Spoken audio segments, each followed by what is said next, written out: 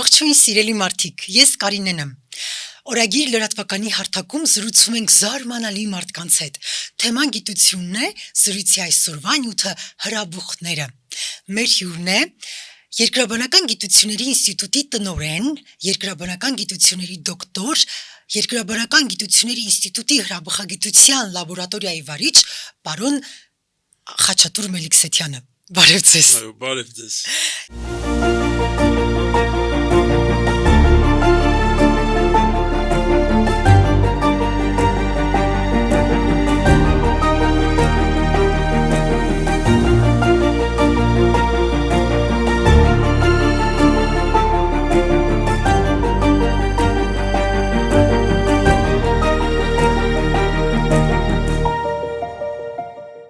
Ես այնքան երկար եմ սպասել այս զրույցին, որովհետև դեռ վաղ մանկությունից հրաբուխներն իմ տարերքն են եղել եւ այսօր մենք ունենալու ենք վստահ եմ շատ հետաքրքիր ու շատ զարմանալի զարմանահրաշ թեմաներով լի զրույց եւ ուզում եմ զրույցից առաջ մի փոքր նախաբան ասել, կարծում եմ մեզ լսող մարդկանց էլ հետաքրքիր կլինի այն մասին, որ հրաբուխ հայերեն այս գեղեցիկ բառը ունի շատ հետաքրքիր հոմանիշներ տարբեր լեզուներում, օրինակ հրաբուխ վոլկանո կամ վուլկանո լատինական կամ ռոմանահունական տերմինը, որը կապված է վուլկանուս կրակի եւ երկաթագործության աստծո հետ, հետագայում դարձել է հրաբուխ երևույթի տերմինը բոլոր լատինական լեզուներում եւ այսօր կարելի ասել եվրոպական լեզուների մեծ մասը հենց այս տերմինով է արտահայտվում։ Հետաքրքիր է սակայն, որ ոչ միայն հռոմեացիներն ու հույներն ունեին այս պաշտամունք, այս աստվածություն, այլ հնագույն բազմաթիվ ժողովուրդներ, սկսած Ճապոնիայից, Ֆիլիպիններից, Ինդոնեզիայից մինչև ացտեկներ, Հավայան կղզիներ եւ երևի կզարմանան մեզ ունկնդրող մարդիկ, եթե ասեմ, որ Պելե հայտնի ֆուտբոլիստի կեղծանունը գալիս է Հավայան կղզիների հրաբխի աստվածուհու Պելեի անունից եւ նույնիսկ բազմաթիվ առասպելներ կան, այո, եւ շատ հետաքրքիր առասպելներ կան իմիջիալոց տարբեր լեզուներում, օրինակ, եթե չեմ սխալվում, ացտեկների մոտ էր Պոպոկետեպլ աստծո եւ հիմա գուցե աստվածու անունը չհիշեմ, Իսակուատլ երևի, հուսով եմ չեմ սխալվում աստվածուհու առասպելը, երբ աստվածը գնում է պատերազմ եւ աստվածուհուն հայտնում են, թե նա վախճանվել է եւ աստվածուհին դարդից վախճանվում է եւ երբ աստվածը վերադառնում է, գրկում է իր մահացած սիրուհուն եւ մեկուսանում է լեռներում եւ ասում են, որ մինչեւ այսօր այդ կենթանի հրաբուխները, որ կանգնած են Մեքսիկայում, նրանք խորհրդանշում են այդ աստվածներին։ Իմիջիալոց Մեքսիկայում հենց Պոպոկատեպեպել անունով հրաբուխ կա։ Այո, գործող հրաբուխ է, չէ՞։ Այո, գործող հրաբուխ է։ Եվ հետաքրքիր է, որ մենք էլ զերծ չենք մնացել առասպելներից եւ ըստ առասպելներից մեկի թոնդրակ հրաբխային լեռան անունը կապում են թոնրի հետ, սակայն լեզվաբանները հերքում են լեզվաբանական կապը այս երևույթների միջև, սակայն առասպելը ենթադրում է, որ հայկական լեռնաշխարհում այնուամենայնիվ տեսել են կենդանի հրաբուխ, բայց այդ մասին քիչ ուշ կխոսենք։ Եթե առասպելները թողնենք եւ գանք երկրաբանությանը, ապա ամենապարզ հարցից սկսենք. ինչ է հրաբուխը։ Հրաբուխը չի ուզենա հիմա դասագրքային ինչ որ բաներ ասել, բայց ըստ էության հրաբուխները դա երկրի ներսի ընդերքում եղած ջերմության մակերեսային արտահայտումն է, այսինքն ինչ որ կառույցներ են, որտեղից մագման բարձրանում է դեպի երկրի մակերես, ժայթքում է լավայի կամ այդ պայթյունային ժայթքումների ժամանակ հրաբխային մոխրի կամ պեմզայի տեսքով։ Եթե այդպես ամփոփենք հրաբուխները, ընդհանրապես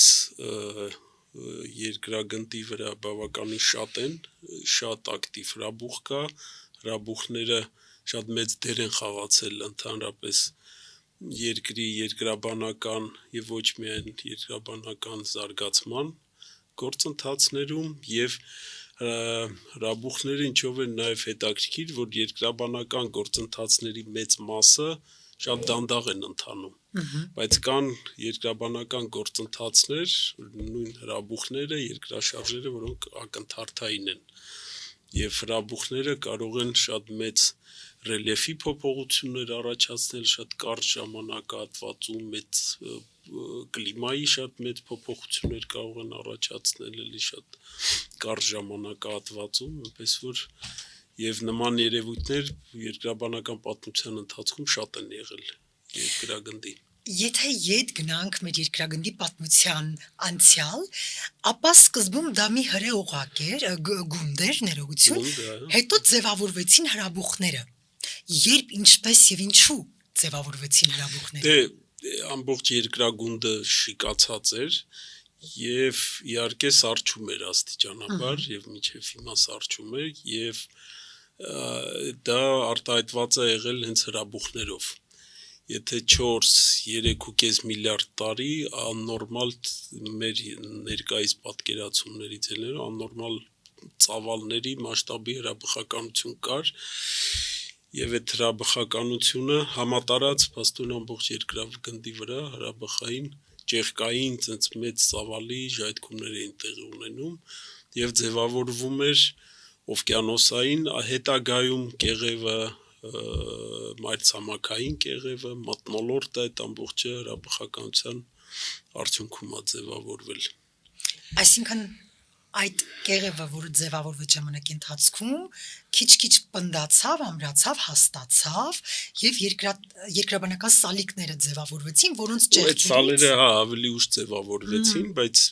այո, սկզբնական փուլում այդ հրաբուխների գործունեության արդյունքում առաջացավ ամենակարևոր միգուցե գործընթացներից մեկը հետագա զարգացման համար դա մթնոլորտն էր, որտեղ բնականա կյանք սկզբից չկար, ջուր չկար։ Այդ ջուրը եւ մթնոլորտը առաջացել է հրաբխականության հաշվին, իդեպ մթնոլորտը միանգամայն այլ կազմի է եղել, թթվածին չի եղել մթնոլորտում, եղել են մեթան, ածխաթթու գազ,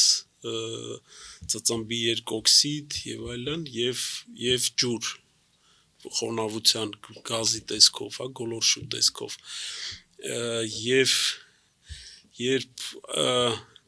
առաջին կյանքը երկրի վրա ձևավորվեց, նո երևի 2.4 կամ 2.6 միլիարդ տարի առաջ,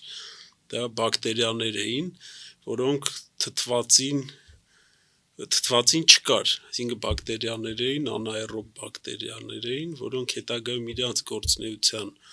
արդյունքում CO2 գազը սկսեց ուրեմն CO2 գազի ֆոտոսինտեզի այդ գործընթացի ընթացքում թթվածին առաջացավ, թթվածին սկսեց միանալ մեթանի հետ, լիպարդ գործընթացներ են գնում եւ ի վերջո երբ թթվածնի տոկոսը մթնոլորտում շատացավ, այդ բոլոր այդ բակտերիաները անաերոբ այդպես կոչված ոչ թթվածինային կյանքը փաստորեն վերացավ,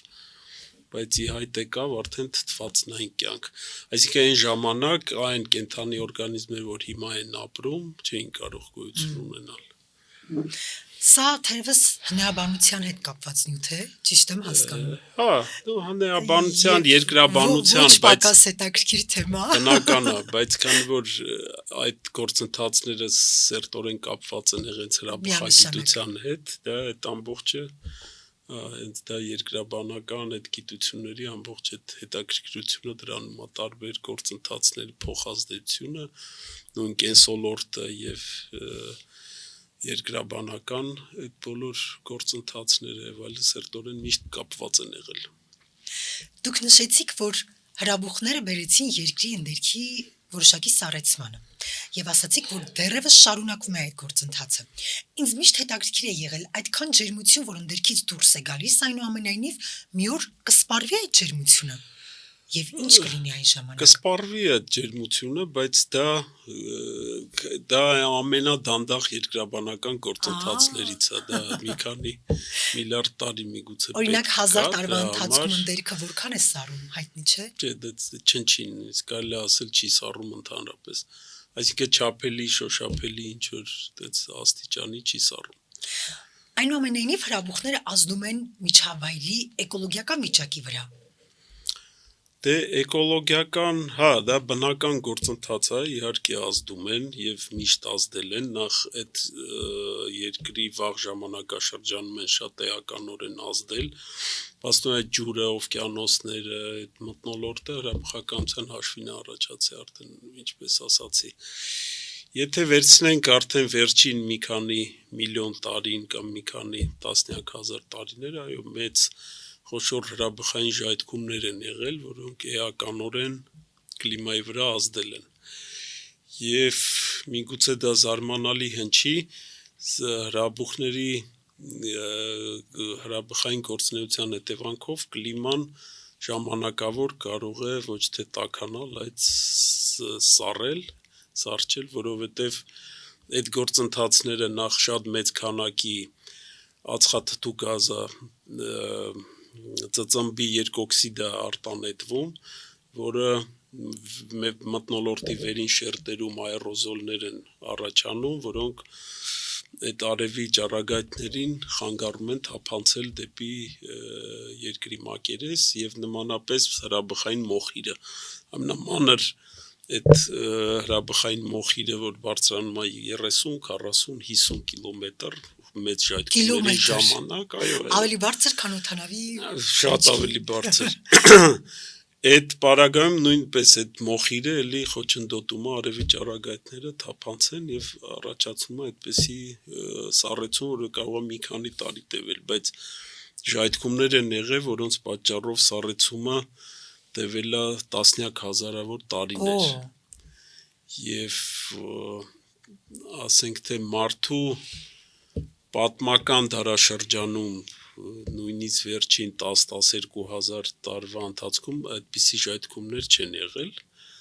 բայց մինչև այդ հայտնի են եւ օրինակ 73-75 հազար տարի առաջ Տոբա հրաբուխի ժայթքումներ Ինդոնեզիայում շատ մեծ կատակլիզմ էր առաջացել, ասենք կենսոլորտը, մարդիկ այն ժամանակվա բանը շատ ասենք թե պակասել էր պոպուլյացիան, հա, մարդկանց մինչև 70% կարծեմ թվերը չի ասում։ Այո, մինչև 70%։ Մեր ժամանակաշրջանում զարմանալիորեն 18-րդ դարում, 19-րդ դարում նման ժայթքումներն ու շատ ուժգին չէ, բայց կլիմայի վրա ազդող ժայթքումներ ավելի շատ են եղել, քան 20-րդ դարում, այո, մեկը ճիշտ ասացիք, Տամբորանա, որի էլի Ինդոնեզիայում էր, բայց այդ տարին 16 եւ 16 թիվը հայտնի է որպես տարի առանց ամռան։ Հա, որտեվ Եվրոպայում սով էր եւ այդ ժամանակ բանը բնակչություն խոցելի էր, որտեվ մարդիկ ապրում էին այդ գյուղերում իրենց աճեցրած ինչ որ բան բանջարեղենով, ցորենով եւ այլն խնդիր էր։ Հիմա այս գլոբալիզացիայի պարագայում միգուցե թե ինչ որ պակասում է, ինչ որ մի բան կարող են ուրիշ շրջաններից բերել այն ժամանակ, հա, բայց մյուս կողմից մենք հիմա նման ժայթքումների պարագայում էլի միգուցե ավելի խոցելի ենք, որտեղ տեխնոլոգիաներն են զարգանում, եթե խնդիրներ առաջանան էլեկտրականության, ինտերնետի եւ այլնի համար մեծ մասնությունը խնդիրներ կունենա։ Որոնք պարալիզացրեցին ամբողջ օդային երկրի։ Շատ լավ օրինակ բերեցիք, պարալիզացրեցին, որովհետեւ շատ ոչ մեկ չի կարող։ Յադլուակուդլ Հիմա այդ հրաբուխը մոտավորապես ընդ որում դա այդ հրաբխային էքսպլոզիվության ինդեքս գոյություն ունի, որը 1-ից մինչև 8 այդ հրաբուխը գնահատում են 3-4, իսկ դա մեծ տենց ժայթքում չի եղել։ Հա, ուղղակի դիրքը աշխարհագրական քամիները եւ այն հանգամանքը, որ իսլանդական հրաբուխների մեծ մասը ծածկված է ձյան կամ սառույցի շերտով, այդ հալվում է եւ ավելի շատ մոխիր է արտանետվում արդյունքում։ Եվ քամիները ընդ կա, ասենք հյուսիսային քամի կա, էլի կոչվում է polar jet անգլերեն, դա այդ բևեռային ուրեմն քամու տենց բան կա, ուղղություն կա, որ անմիջապես տեղափոխում է այդ մոխիրը դեպի Եվրոպա, հա, այդ ժամանակ բաներ, այդպիսի տենց 100 հազարավոր թռիչքներ տենց սահմանափակվել էին, կասեցվել էին եւ այլն։ Հիմա այլ ժայթքումները նոր շատ մեծ ժայթքում էր Ֆիլիպինների Պինատուբոյի ժայթքումը Ֆիլիպիններում 1991 թվականին։ Եվ կա մի շատ հետաքրքիր այդտեղ հանգամանք, որ ես առիթ եղել այլ հարցազրույցներում ասել եմ։ Ես հետո իմացա, ես դա 2000-ականների սկզբին իմացա, որ այդ հրաբուխը կլիմայի վրա բավական էական ազդեցություն է ունեցել, դրա ժայթքման այդ էքսպլոզիվության ինդեքսը եղել է 6, բավականին ուժգին ժայթքում ա եղել, ծավալուն մեծ ծավալի մոխիրը արտանետվել եւ այլն, եւ կես աստիճանով հյուսիսային կիսագնդում միջին տարեկան ջերմաստիճան նվազել է, բայց մեր տարածաշրջանում դրանից հետո 3 տարի 4-ից 5 աստիճան էր նվազել միջին տարեկան ջերմաստիճանը եւ մեր ցուրտ եւ մութ տարիները հայտնի կապված են համընկել են ու ես շատ լավ հիշում եմ որ հոկտեմբերին արդեն ջերմաստիճանը վրա -7 էր ձյուն եկավ եւ այդ տևեց այդ մինչեւ մայիսի 92 93 93 94 ձմեռները ուղղակի բանը ինձ սարսափելի էր։ Ես էլ մանկություն գնացի։ Ամանկավ այդ ջերուցումը, գազը, չգիտեմ, լույսը եւ այլն, բայց դա փաստ է, որ դա Ես հիշում եմ այդ տարիներին նոր էի դպրոց գնում եւ հիշում եմ թե որքան հաստ էր ձյան շերտը եւ մենք մինչեւ ծնկները խրվում ենք ձյան մեջ դպրոց գնալիս Երևանում, մինչդեռ վերջին տարիներին թերևս այս տարին բացառություն է եղել, կարծես թե ձյուն առհասարակ չենք տեսնում կամ մի քանի ժամ հետևում իրական փոփոխական է կան տարիներ որ շատ է, բայց հենց այդ տարիներին ես շատ լավ հիշում եմ որ հոկտեմբերից ձյուն եկավ եւ այդ անընդհատ ձյուն էր գալիս -15 -20 -25 էր անգամ հասնում հունվարի։ Ես բաց եմ թողել այդ հրաբուխի մասին տեղեկությունները փաստորեն, բայց հետաքրքիր է 6 ինդեքսը արդեն գեր հզոր հրաբուխ է, հա, եւ այստեղ ես հիշեցի, որ հրաբուխի բազմաթիվ տեսակներ կան ըստ ուժգնության, սովորական հրաբուխներ, ուժեղ, գեր հրաբուխներ կամ սուպեր վուլկան, հա, նու այդ սուպեր վուլկանը ավելի շատ տենց պոպուլար եւ լրագրողական տերմին է, բայց հրաբխագետները ավելի հաճախ օգտագործում են սուպեր ժայթքում, ահա super eruption, որովհետև այդ շատ մեծ ժայթքումների իդեպ այդ սանդղակը լոգարիթմական է եւ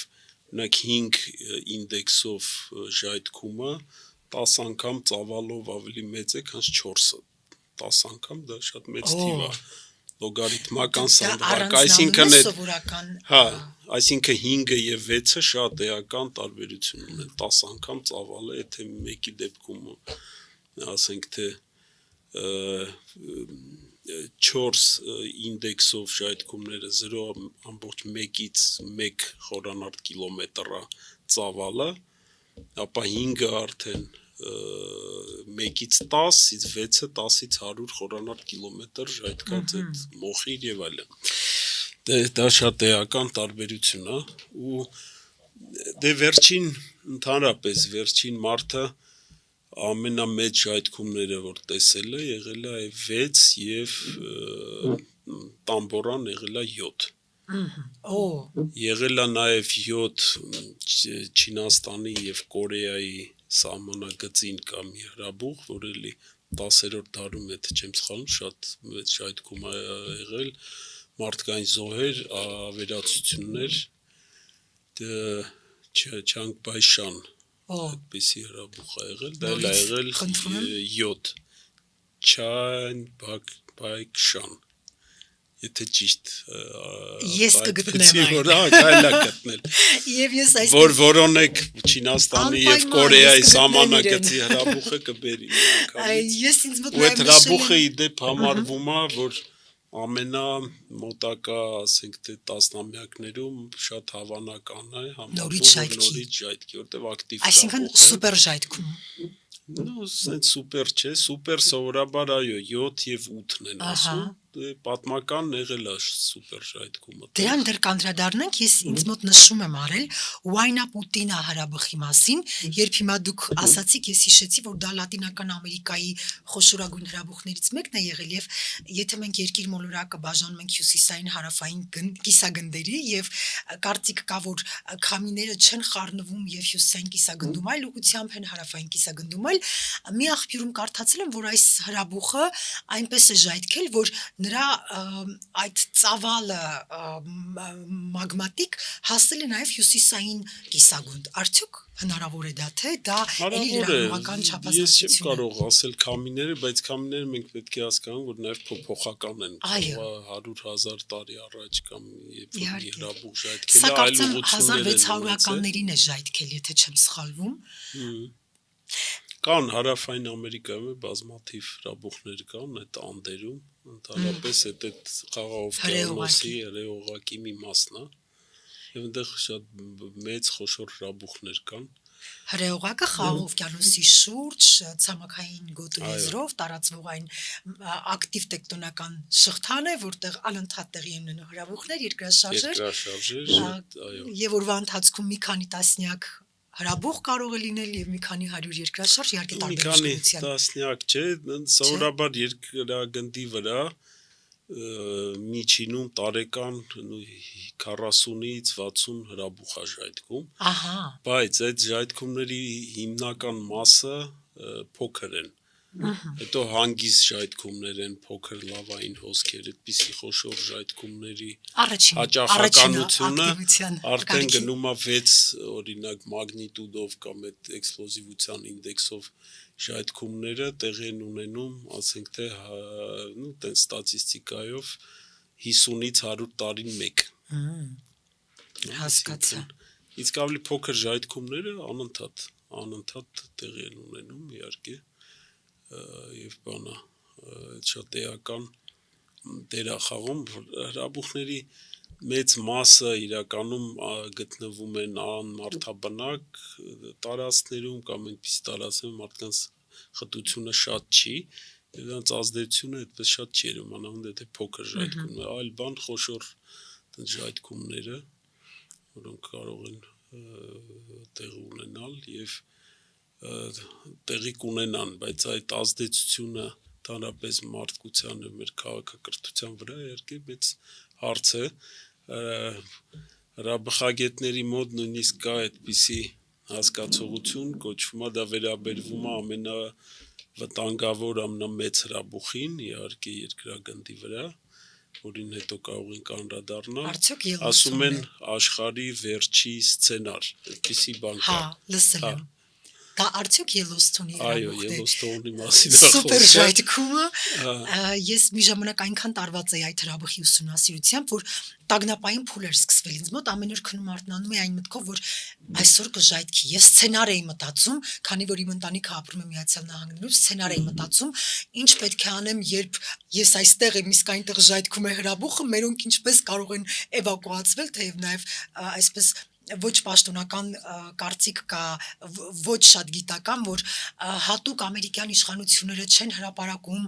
դրա վտանգավորությունը, որովհետև 300 միլիոն մարդ տեղահանել չեն կարող, էվակուացնել չեն կարող եւ թողել են դա բախտի քմահաճույքին եւ այլն, մի խոսքով մի որոշակի ժամանակ իմ կյանքում ես ապրում եմ այդ հրաբխի դեպրեսիաներով։ Ելոստոնը իհարկե շատ հետաքրքիր հրաբուխ է, նախ 19-րդ դարում 20-րդ դարի սկզբում գիտնականները չգիտեին որ դա հրաբուխ է, չէին հասկանում, որտեվ հրաբուխը միշտ պատկերացնում են այսպես լև, կոնաձև, մեծ կառույց եւ այլն, իսկ այնտեղ հարթավայր է։ Հետո բայց այնտեղ հրաբխային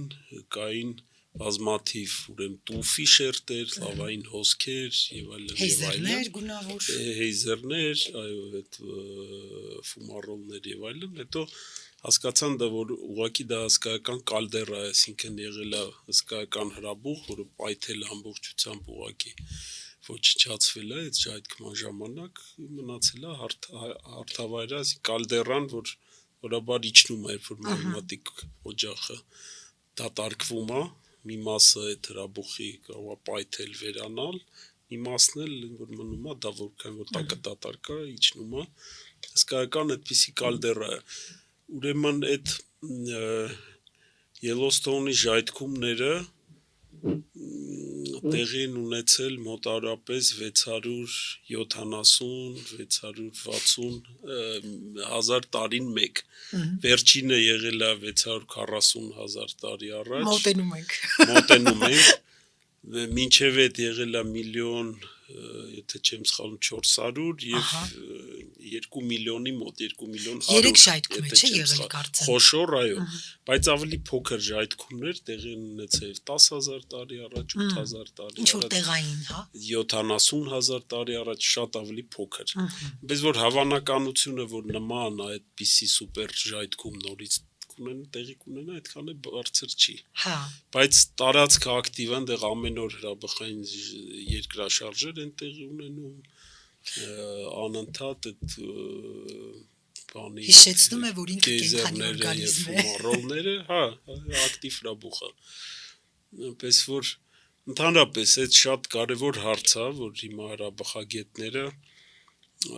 հաշվարկում են ու բոլոր այդ հաշվարկները անդադ դեպ փոխվում են ժայթքումների, այդ ուժգին ժայթքումների, պայթյունային էքսպլոզիվ ժայթքումների հաճախականությունը և անընդհատ, ասենք 20 տարի, նույնիսկ վերջի 15-20 տարում այդ թվերը փոխվել են, անդադ աճում են, որտեղ նոր ժայթքումների ուրեմն վկայություններ են հայտնաբերվում, տեխնոլոգիան է իհարկե զարգանում և ընդհանրապես այդ հրաբխային մոխրի շերտերը և այլն լավ չեն պահպանում, փխրուն են, ժայթքումից հետո կարող են լվացվել գնալ և հետքեր չեն մնում, կամ շատ քիչ, բայց դա պետք է հայտնաբերել, ուսումնասիրել և մենք հիմա մեր ծրագրերից մեկով Բարձրության գիտության կրթության կոմիտեի ֆինանսավորման հենց այդ խնդիրն ենք լուծում մեր տարածաշրջանի համար, որպեսզի ստեղի այդ պայթյունային ժայթքումների հաճախականությունը և ընդհանրապես ժայթքումները նկարագրենք, բացահայտենք, որ լավ չի բացահայտված, այդ ընդհանուր գլոբալ տվյալների բազային ոնց որ ներմուծենք, աջակցենք, որ այդ գիտելիքը լինի, որպեսզի հետագայում էլ հրաբխային վտանգի գնահատումը ավելի հեշտ լինի կանխատեսել և այլն։ Մեր տարածաշրջանի մասին ուզում եմ վերջում խոսենք ինտրիգ պահելով, որովհետև յուրահատուկ թեմա է, և ես որքան գիտեմ, սուպեր ժայթքումները միշտ պայթյունով են լինում, այսինքն դա սովորական հրաբուխ չէ, այլ միշտ պայթյուն է և անպայման պերոկլաստիկ հեղեղն է հետևում, դրա մասին էլ կխոսենք ինչ է պերոկլաստիկ հեղեղը, բայց այն ինչ նկարագրում են արևմտյան լրատվամիջոցները, որ եթե ժայթքի Yellowstone հրաբուխը, ապա մի քանի ժամ հետո կվերանա մոտ 1500 կիլոմետր տրամագծով ամբողջ տարածքը, այսինքն մարդկությունը բուսական աշխարհը և մի քանի օրվա ընթացքում հյուսիսային կիսագունդը կպատվի մոխրի հաստ շերտով։ Իսկապես դա այդքան վտանգավոր է։ Այո, և հենց այդ 1,400,000-660 հազար տարի առաջ հենց այդպես էլ եղել է, դրան հետևել են սառցապատումներ գլոբալ, այսինքն հրաբուխները ընդհանրապես երկրի կլիման ինչ-որ ցիկլերով է փոփոխվում, բայց հրաբուխներն էլ կարող են այդպիսի ազդեցություն ունենալ և ակնթարթային դեպ։ Բայց հնարավոր կանխատեսել, թե երբ տեղի կունենա հրաբուխը։ Այդ շատ լավ հարց է, ի տարբերություն երկրաշարժերի, հրաբուխների ժայթքումը հնարավոր է կանխատեսել և նման օրինակներ շատ կան։ Միակ խնդիրը, օրինակ եղել է 75-76 թվականներին Կամչատկայում մեծ Տոլբաչիկի ճեղքային ժայթքումը, այնտեղ սեյսմիկ կայաններ էին տեղադրված, այնտեղ գիտնականները տեսնում էին, սեյսմոլոգները, հրաբխագետները տեսնում էին, որ ինչ-որ ակտիվություն կա և շատացրեցին, խտացրեցին այդ սեյսմիկ կայանների ցանցը և 72 թվին, եթե չեմ սխալվում, արդեն կանխատեսում արվեց, որ 73-ից հետո մի քանի տարվա ընթացքում այնտեղ ժայթքում տեղի կունենա, ու իսկապես 75 թվին այնտեղ ճեղք բացվեց եւ 7 նոր փոքր հրաբուխներ առաջացան այդ ճեղքի վրա, այդ հրաբուխները, որոնք մենք կոչում ենք մոնոգեն հրաբուխներ, որոնք ժայթքում են մեկ էպիզոդի ձևով, հա, ոչ թե այսինքն կարճ, այսինքն էպիզոդ է եղել, առաջացել է հրաբուխ, ժայթքել է մի քանի շաբաթ, մի քանի ամիս, մի քանի տարի եւ վերջ։ Հաջորդ փուլը, հաջորդ էպիզոդը կարող է հարևանությամբ առաջանա մի նոր պիսի փոքր հրաբուխ։ Մենք արդեն եկանք հրաբուխների հիմնական տիպերին եւ կան այդպիսի փոքր մոնոգեն հրաբուխներ, կան պոլիգեն կամ ստրատո հրաբուխներ, կամ վահանաձև հրաբուխներ, որոնք կարող են ոչ թե մի քանի ամիս կամ տարի, այլ կարող են 100,000-ավոր տարիներ, նույնիսկ 1 միլիոնից ավել, 1 միլիոն տարուց ավել պարբերաբար ժայթքել։ Օրինակ էտնան, որ վերջին օրերին Էտնան դասական պոլիգեն հրաբուխ է եւ մոտենում է այդպես ինքն իր տեսքով ու կազմությամբ լավաների, վահանաձև հրաբուխներին շատ մոտ։ Տարվա ընթացքում կարծես թե 2-3 անգամ առնվազն ժայթքում, շատ ակտիվ, բայց հանգիստ հրաբուխ է, այդպես փոքր ծավալին լավային հոսքեր են հիմնականում ժայթքում, կան մի քիչ պիրոկլաստիկ այդ հրաբխային խարամներ են ժայթքում, բայց մեծ ծավալի չեն, փոքր ծավալի։ Բնակչության համար վտանգ չեն։ Բնակչության համար ու վտանգ, իրեք իտալացիները հենց լանջերին ապրում են, տներ են կառուցում, ինչ-որ ձևով թույլտվություններ են ստանում տուն կառուցելու եւ այլն, տարբեր եղանակներով, որը մեզ էլ է ինչ-որ նման զարգացախնդիր է, այո։ Ուղղակի մենք դեռ չենք հասել մեր տարածաշրջանին։ Բայց այնպես, այո, բայց մեկ այլ հրաբուխ Իտալիայում, Վեզուվը, շատ վտանգավոր, այդպես նա անընդհատ ակտիվ չի ժայթքում, բայց ժայթքելուց շատ վտանգավոր ժայթքումները այդ հայտնի։ Կարծեմ վերջին անգամ 1944-ին, բայց շատ մեծ ժայթքում չի եղել։ Ամեն դեպքում ավերածություն էր առաջացրել է, բայց այն հայտնի առաջի 79 թվի ժայթքումը չէր, այո, բայց հիմա այդ հրաբուխները, ակտիվ հրաբուխները, մանավանդ մարդաբնակ տարածքներում, ուրեմն միշտ հրաբխագետները մոնիտորինգ են անում տարբեր մեթոդներով։ Ամենահիմնական մեթոդը դա սեյսմիկ ուրեմն ցանցերն են, որովհետև չնչին մագմայի շարժումը, հրաբխային երկրաշարժերը, որոնք տարբերվում են տեկտոնական երկրաշարժերից, կարող են գրանցվել եւ մանավանդ ներկայիս տեխնիկան շատ զարգացած է, այդ առումով շատ զգայուն են այդ սեյսմիկ կայանները եւ կարող են կանխատեսել, կարող են արագ նույնիսկ մոդելավորել եւ այդ Նեապոլ քաղաքը եւ հարևան քաղաքը, ես ման չեմ հիշում, այնտեղ էվակուացիա տարհանման պլան ունեն, բայց շատերը շատ տենց անհավատ են, որովհետև 3 միլիոն մարդ, որ այդ երկու քաղաքներում ապրում են, հնարավոր չի մի անգամից տարհանել եւ դա բան է, իհարկե խնդիր է, բայց միակ բանը, որ մոնիտորինգը բացի սեյսմիկից կան անջատվող գազերն են ուսումնասիրում, եթե ասենք ածխաթթու գազի անջատում ավելանում է, ուրեմն ակտիվություն կա եւ այլն։ Հետո եթե բարձրանում է հրաբուխը, մանավանդ կրատերի մասում լինում են գմբեթներ, որոնք ժայթքելուց առաջ սկսում են բարձրանալ, հետո նոր այդ մագման դուրս է գալիս։ Այդ դա տիեզերական տարբեր մեթոդներով են մոնիտորինգ անում եւ այլն, եւ ժայթքումը կարելի է կանխատեսել, միակ բանը ժայթքման տիպը, ծավալը, ուժգնությունը դեռ հնարավոր չի եւ այն կլինի այդ էքսպլոզիվ այդպիսի վտանգավոր ժայթքում թե ուղղակի լավային, ուղղակի այդքան տվյալ չկա, չի կուտակվել, որովհետեւ այդ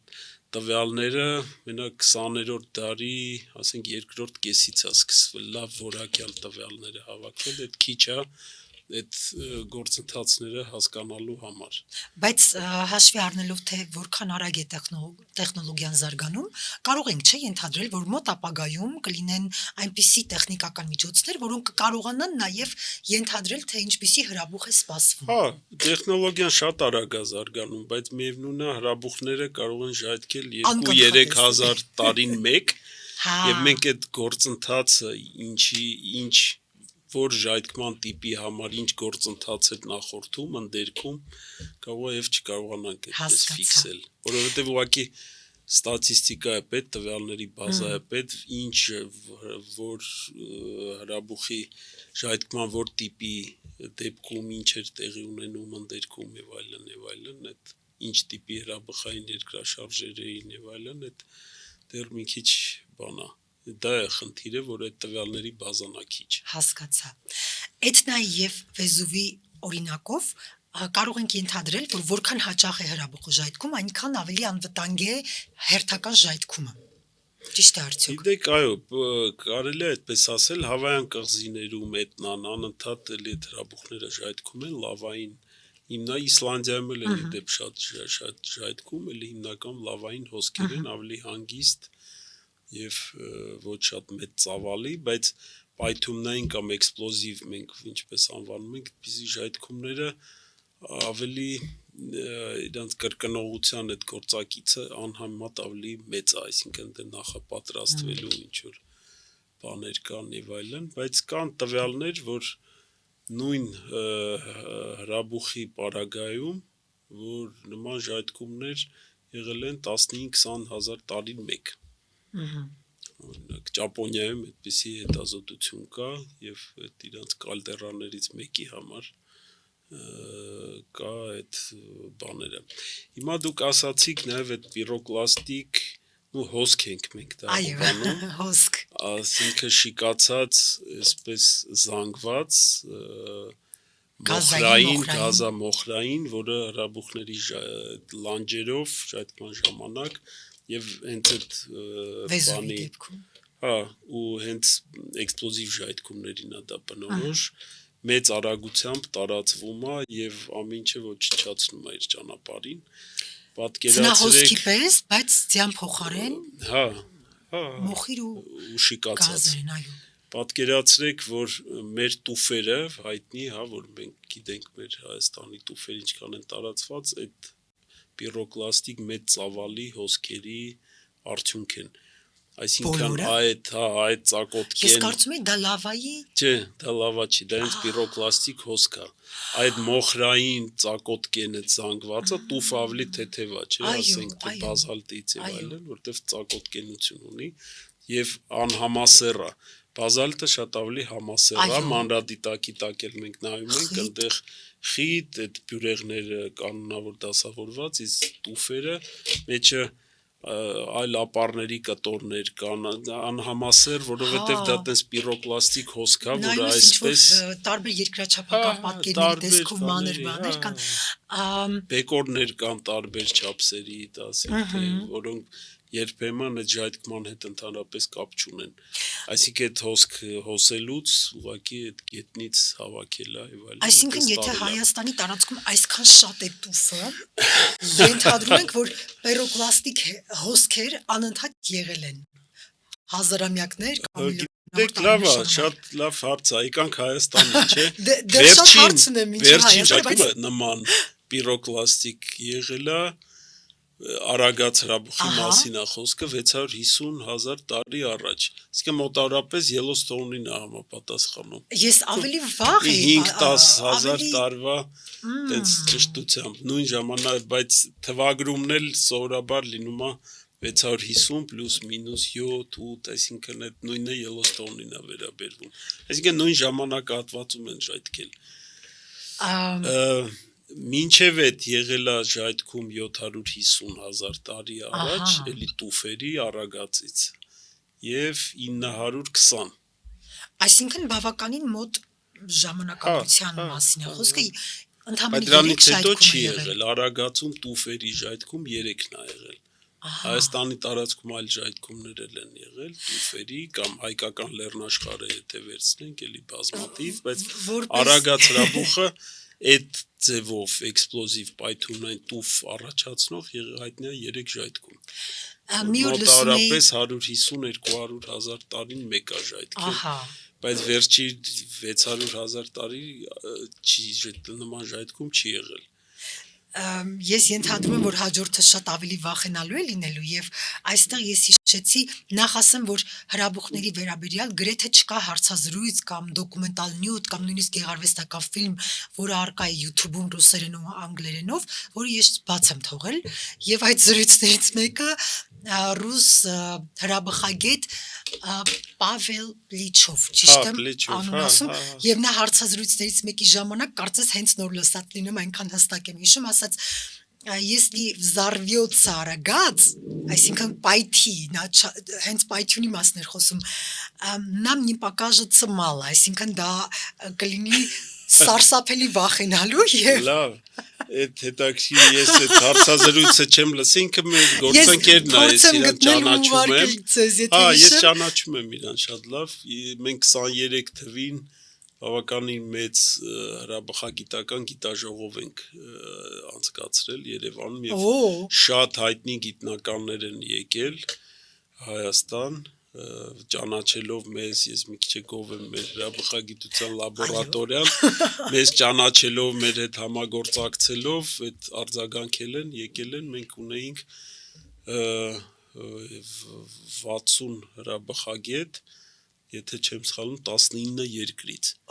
որում հարավային Ամերիկայից, ԱՄՆ-ից, Եվրոպայից, Սաուդյան Արաբիայից, Ռուսաստանից եւ այլն եւ այլն Ճապոնիայից կային? Ճապոնիայից էլի աշխարհի այն երկրներից, որտեղ ակտիվ հրաբուխներ կան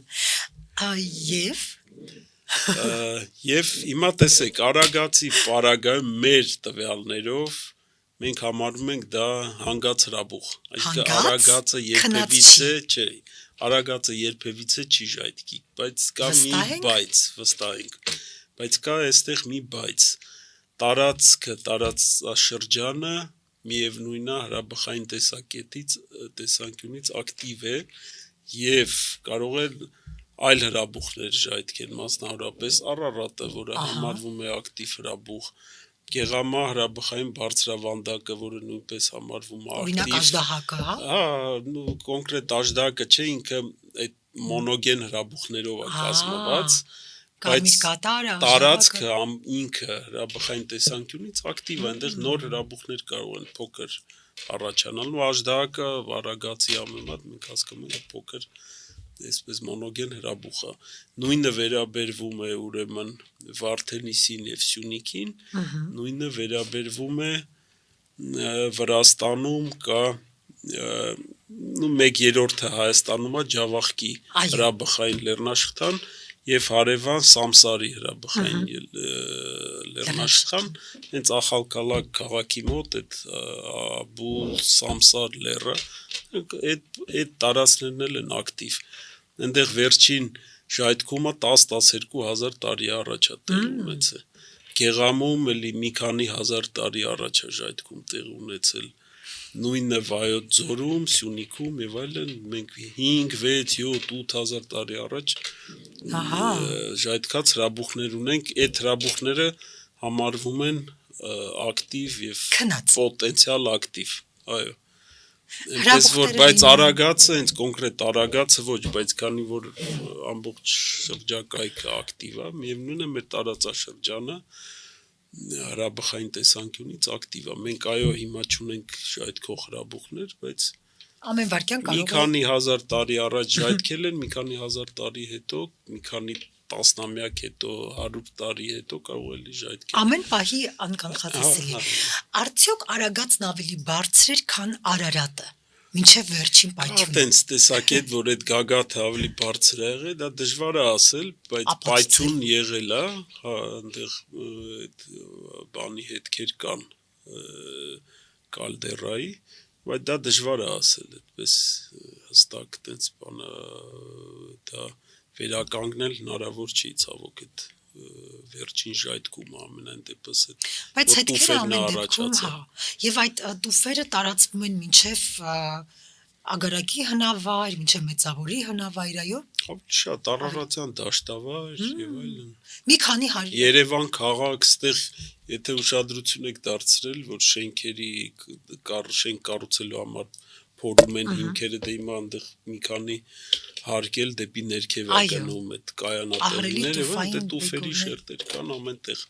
Ինչ է տուֆը տարբեր գույների լինում, նույն հատվածում։ Նույն Ագարակի հնավայրում մենք տեսնում ենք բաց դեղնավունից մինչև մուգ մոխրագույն։ Լինում է կարմիրից ու նարնջագույն, դեղին, վարդագույն, այո։ Դեպի սև։ Դա հիմնականում կան որ այդ հոսքը պիրոկլաստիկ հոսքը համասեր չի եւ տարբեր քանակի թթվածին է լինում։ Երկաթի հիմնականում օքսիդացման աստիճանի հետ է, եթե երկօքսիդ երկաթը ավելի շատ մուգ գույների է լինում տուֆը, եթե օքսիդանում է դառնում է երարժեք, արդեն այդտեղ կարմիր, դեղնավուն, այդպիսի երանգներ են հայտ գալի։ Մենք տեղեր ունենք, որտեղ այսենց աստիճանաբար սևից անցնում է դեպի կարմիր։ Իսկ ինձ թվացել էր, որ դա նաև ջերմաստիճանով է պայմանավորված։ Նաև ջերմաստիճանով, որտեղ ավելի թեժ է ջերմաստիճանը, ավելի մուգ է գույնը, հա։ Եթե թեժը ավելի արագ է օքսիդանում, երկաթը ավելի կարմիր, նարնջագույն է, սևը ավելի այդպես որ թթվածինը կամ քիչ է կամ ջերմաստիճանն է ցածր։ Հետաքրքիր է։ Միայն Արագածն է, որ պերոկլաստիկ հոսքեր է ունեցել, թե այլ հրաբուխներ նույնպես թողել են նման։ Դեք ավելի հին 5 միլիոն, 6 միլիոն տարվա մեծ հսկայական հրաբուխ ա եղել ներկայիս Գեղամա բարձրավանդակի տեղում, այնտեղ կան շատ մեծ ծավալի տուֆեր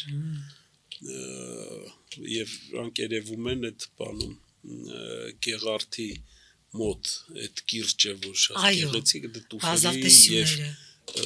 բանի այդ պիրոկլաստիկ նյութի, պեմզաների, մոխիրների շերտեր կան բազմաթիվ։ Եվ տուֆերի ինքը տուֆի մեջ է հենց փորած։ Այն քարանձավային մասը վանքի փորվածա տուֆերի մեջ։ Հա, Գեղարդի մասն է։ Գեղարդ, Գառնի հետ նույնականացած զգացողություններով ուզում եի անպայման որ հերթական թեման դեպի բազալտեսիներ գնար, թերևս այդպես ենթագիտակցորեն գնացի, հասկացա։ Ես հիշում եմ, որ Խոսրովի արգելոցի տարածքում արշավների ենք երբեմն գնում եւ այնտեղ այդ փոշին որ կա, դա կարծես թե պեմզայի շերտերն են, հա, մոխրացած, փոշի մոխիր կա, այնտեղ հրաբխային մոխիր կա, որից ալերգիա է առաջանում, երբեմն, օրինակ ինձ մոտ այդպես լինում է, այդ պեմզայի փոշուց սուլ շնչառական ալերգիաներ են առաջանում։ Կարող է, այդ հրաբխային մոխիրը ընդհանրապես շատ ազդեցությամբ իր մարդու շնչառական համակարգի համար շատ վտանգավոր է, ժայթքումների ժամանակ այդ խտությունը հրաբխային մոխրի օդում մթնոլորտում շատ ավելի բարձր է լինում, քան օրինակ այդ փոշային փոթորիկների ժամանակ, անհամեմատ ավելի շատ։ Մի բան էլ կա, շատ չեմ ուզում վախացնեմ, բայց հետաքրքիր փաստ է։ Ուրեմն ներկայիս Թուրքիայի տարածքում այդ բազմաթիվ քարանձավներում դուք գիտեք Կապադովկիայում զանդական վանքեր կան, եկեղեցիներ, բնակավայրեր եւ այլն, այդ տուֆերի մեջ, դա էլ է տուֆերի մեջ։ Այդ տուֆերի մեջ կա երկրորդային միներալ, էրիոնիտ է կոչվում, որը որ առաջացնում է թոքերի քաղցկեղ ու ավելի շատ, ավելի մի քանի տասնյակ, հարյուրավոր անգամ ավելի տոքսիկ է, ավելի ուրեմն քաղցկեղածին է, քան թե բանը այն հայտնի ասբեստը։ Եվ այդ տարածաշրջանում շատերի մոտ այդ հիվանդությունը հայտնի է։ Դե իրենք թող մտածեն այդ մասին։ Մի քիչ դաժան։ Բայց դա ցեոլիտի խմբի միներալ է, որը երկրորդային, այսինքն մեզ մոտ կան այդպիսի տարածքներ։ Չէ, տուֆերի քայքայման արդյունքում է առաջանում այդ միներալը։ Հայաստանում չկա։ Չէ, այդ միներալը չենք հայտնաբերել ամենայն դեպս։ Հասկացա։ Այդ պեմզայի այդ բյուրեղային կամ, չգիտեմ, կարծես թե ապակու նման չէ, սուր ծայրեր ունեցող կազմով հիմնական ապակի է։ Մենք խոսում ենք քիչ առաջ Վեզուվի մասին եւ հիշենք, որ Վեզուվից ոչ թե միայն Պոմպեյն է ոչնչացել, որի դեպ Պեմզայի հաստ շրտի տակ փլվել է եւ մարդիկ հենց դրանից են ավելի շատ վախճանվել, այլ նույն պերոկլաստիկ հոսքի արդյունքում Հերկուլանum քաղաքի բնակիչները եւ հարևանությամբ այո եւ այդ պերոկլաստիկ հոսքը այնքան տաք է լինում, որ ըստ մասնագետների մարդու ուղեղը միանգամից ածխանում է, այսինքն մարդը վայրկյանապես այրվում է, այսինքն ջերմաստիճանը հասնում է 1000 կամ ավել։ Չէ, 1000 չի հասնում, 600, 700 Էլի քիչ չի։ 1000-ին կարող է հասնել բազալտային լավային հոսքերի ջերմաստիճան, բայց կա մի նրբություն։ Բազալտները հիմնականում ամենաարագ շարժվող լավաները բազալտներն են, եթե շատ այսպես թեքությունը շատ մեծ լինի, կարող է հասնի արագություն 20-25 կմ/ժ։ Իսկապես։ Բայց սովորաբար 3-ից 4 կմ/ժ է։ Այդ շատ հազվագյուտ տենց դեպքեր կան, որ տենց 20-20 պիրոկլաստիկ հոսքի տարբերություն տեղաշարժվում է մինչև 200 եւ ավելի կմ/ժ։ Այսինքն կոպիտ ասած լավային հոսքից եթե դուք տեսնում եք կարող եք փախչել, դրանից փախչելու 5 կմ/ժ արագությունը կարելի է ոտքով էլ փախնել։ Հա, արագ քայլով 5 կմ/ժ, եթե վազի, ասենք 7-8-10, բայց պիրոկլաստիկ հոսքը ուղղակի 200 անգամ մեքենայով փախնել չեք կարող։ Անգամ չեք կարող։ Սարսափելի է իհարկե, բայց հուսանք, որ մեզ դա չի սպառնում։ Չէ, միշտ հիշեք, որ նման ժայթքումների կրկնողությունը, կրկնողության գործակիցը այնքան էլ բարձր չի էլի, այդպես ազվագյուտ են նման ժայթքումները։ Բայց կարող եղել են եւ իհարկե կլինեն։ Չեմ հիշում, որ հրաբուխներ մոտավորապես 10-15 տարի առաջ կամ Կարիբյան ավազանում էր կամ էլ Ինդոնեզիայում, որտեղ ամբողջ գյուղից 2 մարդ է փրկվել, որովհետև մեկը եղել է բանտում ստորգետնյա խցիկում, մյուսը ինչ որ քարանձավում, այսինքն հեղեղը անցել է, նոր այդ հոսքը անցել է, նոր իրենք ի վիճակի են եղել դուրս գալ եւ ամբողջ գյուղը իր բնակչությամբ կարծեմ 15000 մարդ մնացել է հոսքի տակ։ Բայց այո, այդ դեպքը կա հայտնի է, բայց դա կապված չէ պիրոկլաստիկ հոսքի հետ, դա մի այլ հրաբխային վտանգի հետ է կապված։ Լախար։ Այո, լահարի հետ է կապված, լախարը ուրեմն Արմերո քաղաքը Կոլումբիայում ամբողջությամբ այդ 15000 մարդ, ուրեմն ժայթքումը այնտեղ տեղի ունի, իդեպ թույլ ժայթքում ա եղել, մեծ տենց ուժգին ժայթքում չի եղել։ Մարդիկ գտնվել են այդ Արմերո քաղաքը հրաբուխից եղել է 25 կիլոմետր հեռու, իրանք չեն էլ իմացել ընդհանրապես, որ հրաբուխ է ժայթքում ու փոքր ժայթքում ա եղել։ Անձայն անցնցում։ Փոքր ժայթքում ա եղել, տենց ինչ որ բան չի եղել։ Բայց քանի որ այդ հրաբուխը ընդհանրապես Անդերում հրաբուխները շատ բարձր են, որ բարձր լեռնաշտ է, այնտեղ 5, 4, 5, 6 կիլոմետրի բարձրության հրաբուխներ կան շատ եւ այդտեղ գագաթը պատված էր ջնով։ Այդ ջունը արագ սառչում է եւ այդ գետային հովտով այդ լահարային հոսքը ամբողջությամբ շատ արագ տեղաշարժվում է եւ ամբողջությամբ ծածկում է այդ բնակավայրը։ Ձյան հետ խառնված այդ քիմիական նյութն է, որը ժայթքած նյութ է եւ ոչ միայն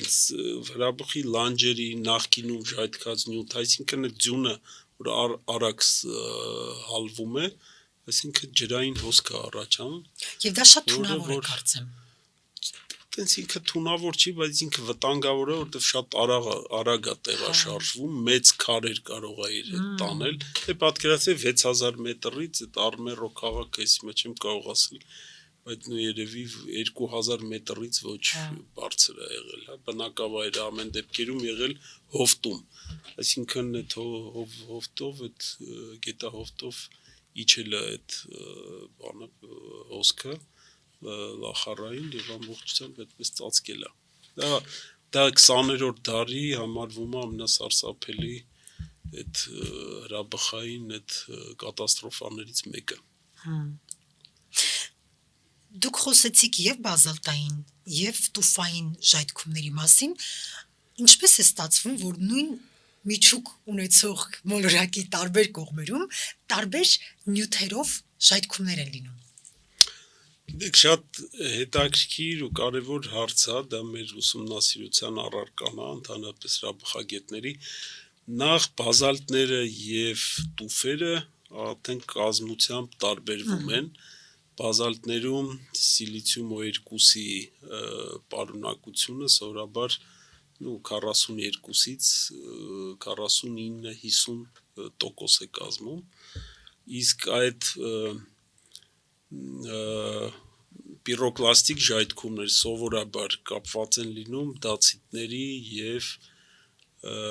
ռիոլիտների հետ, ավելի մենք անվանում ենք թթու, այսինքն ապարների հետ, որտեղ 60-ից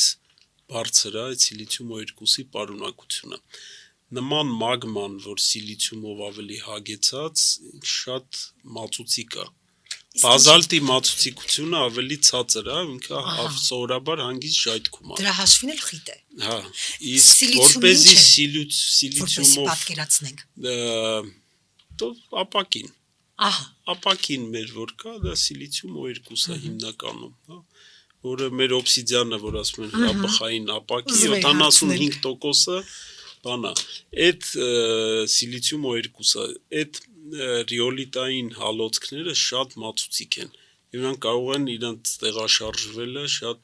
դժվար process է։ Պատկերացրեք, որպես բազալտը դա ջուր, իսկ այդ ռիոլիտները մեղր, հա, որ դանդաղ մածուցիկ է ավելի։ Որպեսզի այդ զանգվածը շարժվի եւ ընդերքից հրաբուխի, ասենք թե այդ մղանցքով բարձրանա եւ ժայթքի, մեծ քանակի գազեր են պետք։ Ջուր, գազ ասելով մենք նաեւ առաջերտին ջուրը նկատի ունենք, որ գոլորշու տեսքով է այդ ջերմաստիճաններում, հա, ասենք մագմայի 900, 800 եւ այլ, դա գոլորշու տեսքով է։ Երբ որ այդ մագման այդպես դանդաղ բարձրանում է, աստիճանաբար ճնշումը ընկնում է եւ այդ գազերը CO2-ը, ջուրը, հա, գոլորշին սկսում են պղպջակներ առաջացնել։ Այդ պղպջակները, որ առաջանում են, ծավալը շատ արագ, այդ մագմայի ծավալը ավելանում է, բայց ըստ ֆիզիկայի օրենքների, եթե ծավալը ավելանում է, բայց ձեր մղանցքի չափսը չի փոխվում, հա, նա չի ընդարձակվում այդ ծավալի հետ, ապա նա արագանում է եւ մղվում է դեպի վերև եւ առաջանում են այդպիսի պայթյունային ժայթքումներ։ Իսկ իրանց կազմն էլ է տարբեր, ժայթքման մեխանիզմն էլ է տարբեր։ Ասենք, այսպես պայմանական ասանք տուֆերի եւ բազալտների։ Այսինքն նույն տարածաշրջանում կարող են բոլորը լինել։ Են։ Եվ տենց էլ կա, բոլոր տարածաշրջանում այդպես է։ Եվ Ֆիլիպիններում, եւ Ճապոնիայում, եւ ասենք Հայաստանում, Անդերում, Հարավային Ամերիկայում, Հյուսիսային Ամերիկա, ամենտեղ։ Հասկանալի է։ Օբսիդիանը հրաբխային ապակի է, ոչ թե քար։ Քարը ապառա միևնույնն է, դա ռիոլիտ է, ասենք պետրոլոգիական այսպես տեսանկյունից եթե նայենք, բայց ինքը կարող է լինել ծակոտկեն այդ ռիոլիտը, այն սպիտակ, որ կողքը կա, որ պերլիտ են ասում ռիոլիտ եւ այլն, բայց կարող է, եթե արագ է սառչում, արագ դեգազացիայի է ենթարկվում, այսինքն գազերը եթե արագ են այդ հալոցքից ուրեմն վերանում, դուրս գալիս, ապա արագ սառչումը դառնում է ապակի։ Այսինքն ռիոլիտը միևնույնն է ապակի է, ուղղակի շատ ծակոտք են։ Օբսիդիանը այդ ծակոտիները վերանում են, որովհետև արագ գազերը դուրս են գալիս ու ինքը տենց բյուրեղանում է, սառչում է ավելի շուտ, տենց օբսիդիանի տեսքով, ապակու տեսքով։ Որտեղից այդ գոլորշին հայտնվում ընդերքում, թե ի սկզբանե կար։ Դե ի սկզբանե կար այդ գոլորշին կա, եւ հենց այդ գոլորշու հաշվին է, որ մեր այն շատ վաղ անցյալում 3 միլիարդ տարի առաջ 2 եւ այլն արդեն օվկիանոսները հենց այդ ջրից են գոյացել այդ խոնավությունից, որը կա երկրի ընդերքում կա ջուր։ Այսինքն արտաքին միջավայրից այդ ջուրը միջնապատյան չի կարող թափանցել։ Չէ, այդքան չի թափանցում, բայց խոնավ, ասենք թե օվկիանոսային նստվածքները կարող են մինչև մանտիա հասնել եւ հենց այդ սուբդուկցիայի գոտիներում հենց դա է պատճառը, որ առաջանում է հրաբխականություն։ Խոնավ նստվածքներ ջուրը թափանցում ամեն դեպքում վերևի թափանցում է ջուրը։ Կմեկնաբանեք սուբդուկցիա բառը, որը բոլոր երկրաբանները հաճախ օգտագործում են։ Սուբդուկցիա դե որ մի սալը խորասուզվում է մեկ այլ սալի տակ եւ այդ սալը իր հետ շատ խորն է գնում, կարող է գնալ մինչև մանտիա եւ այնտեղ հենց դրա համար այդ սուբդուկցիայի գոտիներում, այո, հրաբուխներ եւ երկրաշարժեր, որովհետեւ ամենաակտիվ Հայաստանի ընդերքում կա այդպիսի գոտի։ Մեր մոտ այդպիսի գոտի եղել է նախկինում, այժմ չկա,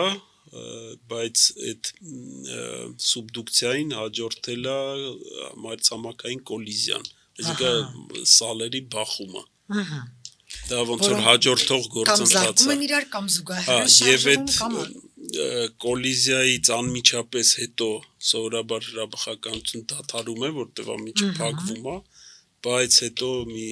5-10 միլիոն տարի հետո վերականգնվում է նորից հրաբխական, մեր հրաբխականությունը այդպիսին է, կապված է մայրցամաքային կոլիզիայի հետ։ Ինչ են ստրատո հրաբուխները։ Դե ստրատո հրաբուխները դա այն հրաբուխների տիպերից մեկն է, դա սովորաբար խոշոր պոլիգեն հրաբուխներ են, հրաբխային կառույցներ են, որոնք կարող են ակտիվ լինել այն մի քանի 100,000 տարի պարբերաբար ակտիվություն ցուցաբերել, երբեմն 1 միլիոն տարուց ավել։ Նման օրինակներ կա, մենք արագացը օրինակ մեր տվյալներով մոտավորապես 1 միլիոն տարի է եղել ակտիվ։ Որ պարբերական, տենց լավային, պիրոկլաստիկ ժայթքումներով, տենց հաջորդականությամբ։ Իսկ արագացի վրա, օրինակ իրինդը կա, չէ, արագացիի վրա, որը ժայթքել է, կարծեմ, եթե չեմ սխալվում, 17,000 տարի առաջ վերջին անգամ, թե ուրիշ Չէ, ով ասել տենց։ աղբյուրներից մեկում եմ կարդացել։ Չէ։ Ավելի շուտ։ Չէ, մոտավորապես կես միլիոն տարի առաջ։ Մենք ունենք տվյալ թվագրում ունենք 490,000 տարի առաջ է ժայթքել։ Այսինքն արագացի կարծես թե վրան ինչ որ բշտիկ է առաջացել, հա։ Եվ առանցին ինքնուրույն կյանքով։ Շատ հետաքրքիր է, մենք հիմա լավ ամսագիր այդ թեմայով հենց հոդված ենք ներկայացրել, որովհետև դա տուֆա ժայթքել, շատ հետաքրքիր փոքր համեմատաբար փոքր ծավալի ժայթքում ա եղել, բայց այդ պիրոկլաստիկ ժայթքումների ոնց որ դասագիրք լինի։ Եվ մենք դա հիմա պատրաստում ենք հրատարակման, ինքը այդ հենց այդ պիրոկլաստիկ հոսքերը առաջացրել է տուֆեր, փոքր ծավալի, արագացի նման չէ, բայց ուրեմն դեպքում դա հրաբխագիտական տեսանկյունից այդ փաստը, որ մեծ ստրատո հրաբուխի լանջերին այդպիսի փոքր հրաբուխ կա, որ նման այդ տիպի ժայթքում առաջ շատ հետաքրքիր երևույթ է դա։ Հա, շատ։ Աշխարհում կան շատ այդպիսի դեպքեր, թե։ Չէ, դեպքեր սովորաբար այդ տիպի ժայթքումները կապված են այդ կենտրոնական կրատերի եւ այդ հրաբխային մնացել է արագացի ընդերքում, որը կուտակվել է, չի հասցրել մեծ ժայթքման կամ մեծ պայթյունային ժայթքումը, չէ, կարծես թե նաև ասում, կուտակվել է եւ մի ուրիշ հրաբուխի ծնունդը։ Հա, բայց ինքը մի քիչ մենք գտանք, որ կազմով էլ է արագացից մի քիչ տարբերվում, այնտեղ ավելի հետաքրքիր տարբեր մագմաների միախառնման արդյունք է դա, տարբեր կազմության մագմաների։ Շատ հետաքրքիր հետազոտություն է ստացվել, պես որ Իրինդից ոչ հեռու նաև արտենին է, որը հարուստ է նույն օբսիդիանով։ Դա էլ է քնած հրաբուխ, թե ինչ որ մի օր կարճնանա։ Չէ, արտենին ժայթքել է մեծ արտենին 1.5 միլիոն տարի առաջ, արագացից հինա, իսկ փոքրը 1.3 միլիոն տարի առաջ այդ սահմաններում, իսկ արագացը այդ ժամանակ 1.5 միլիոն տարի առաջ նոր սկսել է ակտիվությունը։ Արագացը երիտասարդ է, բայց հասցրել է իրեն սպառել։ Այո, նույն 1 միլիոն տարի մեր տվյալներով ակտիվ է եղել, մոտավորապես 1.5 միլիոն տարուց մինչև 500-ի սահմանները։ Հա, Ամենաերիտասարդ դրսևորումները կես միլիոն տարվա են։ Հենց դա է մեզ հիմք տալիս մտածելու, նաև այդ հրաբխային երկրաշարժերի բացակայությունը բան այդ տարածքում, որ դա հանգած հրաբուխ է։ հա, Որովհետև նույն Գեղամա բարձրավանդակում մենք ունենք հրաբխային ծագման երկրաշարժեր, ինչով են տարբերվում։ իրանք իրանց այդ սեյսմոլոգիական սպեկտրներով, պատկերով տարբերվում են, որովհետև Այսինքն- տեկտոնականը սովորաբար ինչ որ տեղաշարժ է Ահա. եւ այլն, իսկ սա այդ ճնշման մագմայի շարժի հետևանքով առաջացող էլի տենց Այսինքն տարբերվում տակից են բխում են ճնշման վերև։ այո նման բան երևույթ կա Գեղամում նման երևույթ կա Գեղամա Ջավախքի Ահա. բարձրավանդակում հենց Հայաստանի Վրաստանի սահմանամերձ գոտում Արարատում նման երևույթներ կան 1840-ին ի վերջո երկրաշարժ էր թե հրաբուխ Արարատի։ շատ Վեճեր կան այդ վեճեր մասին, չէ՞։ կան այդ վեճերը գալիս են 19-րդ դարից եւ հետո ասենք թե 20-րդ դարի վերջում ու այս 21-րդ դարի սկզբում այդ նորից այդ վեճերը սկսվեցին, հոդվածներ տպվեցին այդ թեմայով այժմ դժվար է ասել ցավոք սրտի կամ մի զարմանալի բան դե մենք չենք կարող գնալ աշխատել չնայած ես գիտաժողովներում հարևան երկրից հրաբխագետների հանդիպում եմ, մենք միասին Արարատում աշխատենք, շատ հաճելի է եւ այլն, բայց Իրենց դիվանագիտությունը այո, բայց հետո եղել են փորձեր նույնիսկ միջազգային ծրագրի համատեղ դիմել ՅՈՒՆԵՍԿՕ-ի, որ ոչ թե լինի դա հայկական կամ թուրքական ծրագիր, Այլ համատեղ։ որ համատեղ, բայց դրանից առաջ չի գտնացել գործը։ Եվ զարմանալիորեն Արարատը ամենաչուսումնասիրված հրաբուխն է նույնիսկ Թուրքիայում։ Որովհետև Թուրքիայում էլ են շատ ներկայիս Թուրքիայի տարածքում բազմաթիվ հրաբուխներ կան գործող հրաբուխներ, ակտիվ հրաբուխներ կան։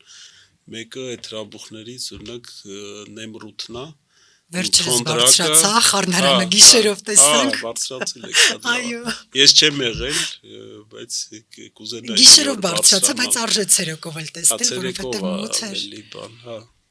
Ցերեկով ավելի հետաքրքիր են բարձրանալը։ Եվ նույն Նեմրութը ինչու է համարվում ակտիվ հրաբուխ, ընդհանրապես այդ բաժանումը որոշ չափով պայմանական է, բայց միանշանակ է, որ հոլոցեն դարաշրջանում դա երկրագնդի պատմության այդ երկրաժամանակագրական սանդղակի վերջին 11.7 հազար տարին է։ Այդ ժամանակահատվածում ժայթքած հրաբուխները համարվում են ակտիվ, այսինքն եթե կա հրաբուխ, որ 8000 տարի առաջ է, Որ մարդը տեսել է։ Հա, մարդը, հա, բայց վկայություններ կարող են եւ չլինել։ Վկայություններ կան վերջին 1000 տարվա կտրվածքով, այն էլ այսպես ոչ այդպես ամբողջական։ Մասնավորապես Նեմրութի 15-րդ 1441 թվի ժայթքման վերաբերյալ կան հայկական եկեղեցական գրեր, վկայություններ, որ մանրամասն նկարագրված է, բայց պարզա դա ոչ բոլոր տարածաշրջանում է այդպիսի ասենք զարգացած քաղաքակրթություն եղել, որոնք գրել են, գրանցել են, նկարագրել են եւ այլն, ու բավական լավ նկարագրված է։ Եվ հիմա բայց այստեղ հարցը առա, ինչ որ եմ ասում, պայմանական է այդ ակտիվություն, լավ 11.7-ը ակտիվ է, ինչա 11.8 հազար տարին արդեն ակտիվ չի, որ դա պայմանական է եւ հիմա վերջին նույնիսկ 128 կամ երբեմն մինչև 700-800 հազար տարի առաջ այդքան հրաբուխները կարող են համարվել պոտենցիալ ակտիվ։ Ահա։ Նույն օրինակ Yellowstone-ը ամենատենց էական ժայթքումը, ասենք թե 70,000 տարի, բայց դա չի նշանակում պետք է համարենք ոչ ակտիվ հրաբուխ։ Իհարկե։ Դա բաժանումը կարելի է ասել, որ այդ 11,000 տարվա ընթացքում ժայթքած միանշանակ ակտիվ է, բայց եթե ավելի հին է, դեռ չի նշանակում, որ դա ակտիվ չի, ուղղակի ուսումնասիրության կարիք ունի եւ հետո խոշոր հրաբուխները սովորաբար ավելի այդ պարբերականությունը ժայթքումների ավելի տենց բանա երկար է լինում, ավելի տենց ժայթքելուց ամեն 100 տարին մեկ չեն ժայթքում, ինչ որ կարող որ մեծ ժայթքում լինի, ասենք 10,000 տարին մեկ։ Ահա։ Օրինակ։ Լավ, Արա լեռը նույնպես հրաբխային է եւ ես չլինելով երկրաբան, երբ նայում եմ, ինձ թվում է կողային ժայթքում է եղել, որովհետեւ այնտեղ որտեղ ծաղկևանքն է գտնվում, կարծես կոնաձև ներսույթ կա եւ ինձ թվում է այդպես կողքից է ժայթքել եւ Գիտեք, ճիշտ եք նկատել, այդ ձորը, որ գնում է դեպի Ծաղկևանք եւ շարունակվում է, դա ըստ էության խառնարանն է Արայլեր հրաբուխի, բայց այդ մասը, որ բացված է, հա, դեպի դու հարավ, այսպես ասենք, այդ մասը ուղղակի փլուզվել է կամ ժայթքման հետևանքով կամ միգուցե երկրաշարժի, որովհետև ընդհանրապես հրաբխային կառույցները, մանավանդ թե պիրոկլաստիկ նյութից են կազմված, շատ այսպես փխրուն են եւ կայուն չեն։ Նույն այդ Արարատի այդ ակորի ձորը, որ կա, որ ասում են, որ այդ երկրաշարժի ժամանակ հսկայական քարաթափ եւ սողանք առաջացել այդ ամբողջը բացվածքը մեծացել է, որովհետև կան նկարներ մինչև այդ երկրաշարժը, որ այնտեղ ավելի փոքր է եղել այդ ձորակը։ Խռոչը, չէ՞։ Բայց որ դա եւ նույնը Արայլերում է տեղ ունեցել, դժվար է իմ ասել դա ժայթքման հետևանքով է, թե բան, բայց այդ ուղղակի բանի լանջի փլուզում է կոչվում դա։ Հրաբուխներին շատ բնորոշ երևույթ է։ Արան երբ է վերջին անգամ ժայթքել, թե մենք այդտեղ ստույգ տեղեկություն չունենք, մենք հիմա էլ ենք ուզում մի քիչ ավելի շատ ուշադրություն դարձնենք այդ հրաբուխին, բայց ըստ մեր տվյալների Արագածից հին է։ Ահա։ Էլի եղել է 4-րդական ժամանակաշրջանում է ժայթքել, բայց Արագածից հին է։ Իսկ հատիսը միգուցե 2 միլիոնից մինչև 1 միլիոն տարի է ժայթքել այդպես։ Հատիսը ավելի երիտասարդ հրաբուխ է, հատիսը շատ հետաքրքիր հրաբուխ է, այնտեղ կան օբսիդիաններ, բայց պատրված են բազալտային փոքր հրաբուխներով, շատ իր կառուցվածքով հետաքրքիր քնած է թե հանգած հրաբուխ է, չէ, դա կարելի է համարել, որ հանգած հրաբուխ է, որովհետև այդ դրսևորումները բոլորը մոնոգեն բնույթ ունեն, այնտեղ ստրատո հրաբուխ այդպեսի այնտեղ չկա։ Ինչ են տրապերը։ Հա, տրապերը շատ հետաքրքիր երևույթ է, ես ասացի այս հարցազրույցի ընթացքում, որ սովորաբար հրաբխային ժայթքումները որոշ ժամանակաշրջանով կարող են սառեցման հետևանք դառնալ, հա, կլիմայի որոշ չափով,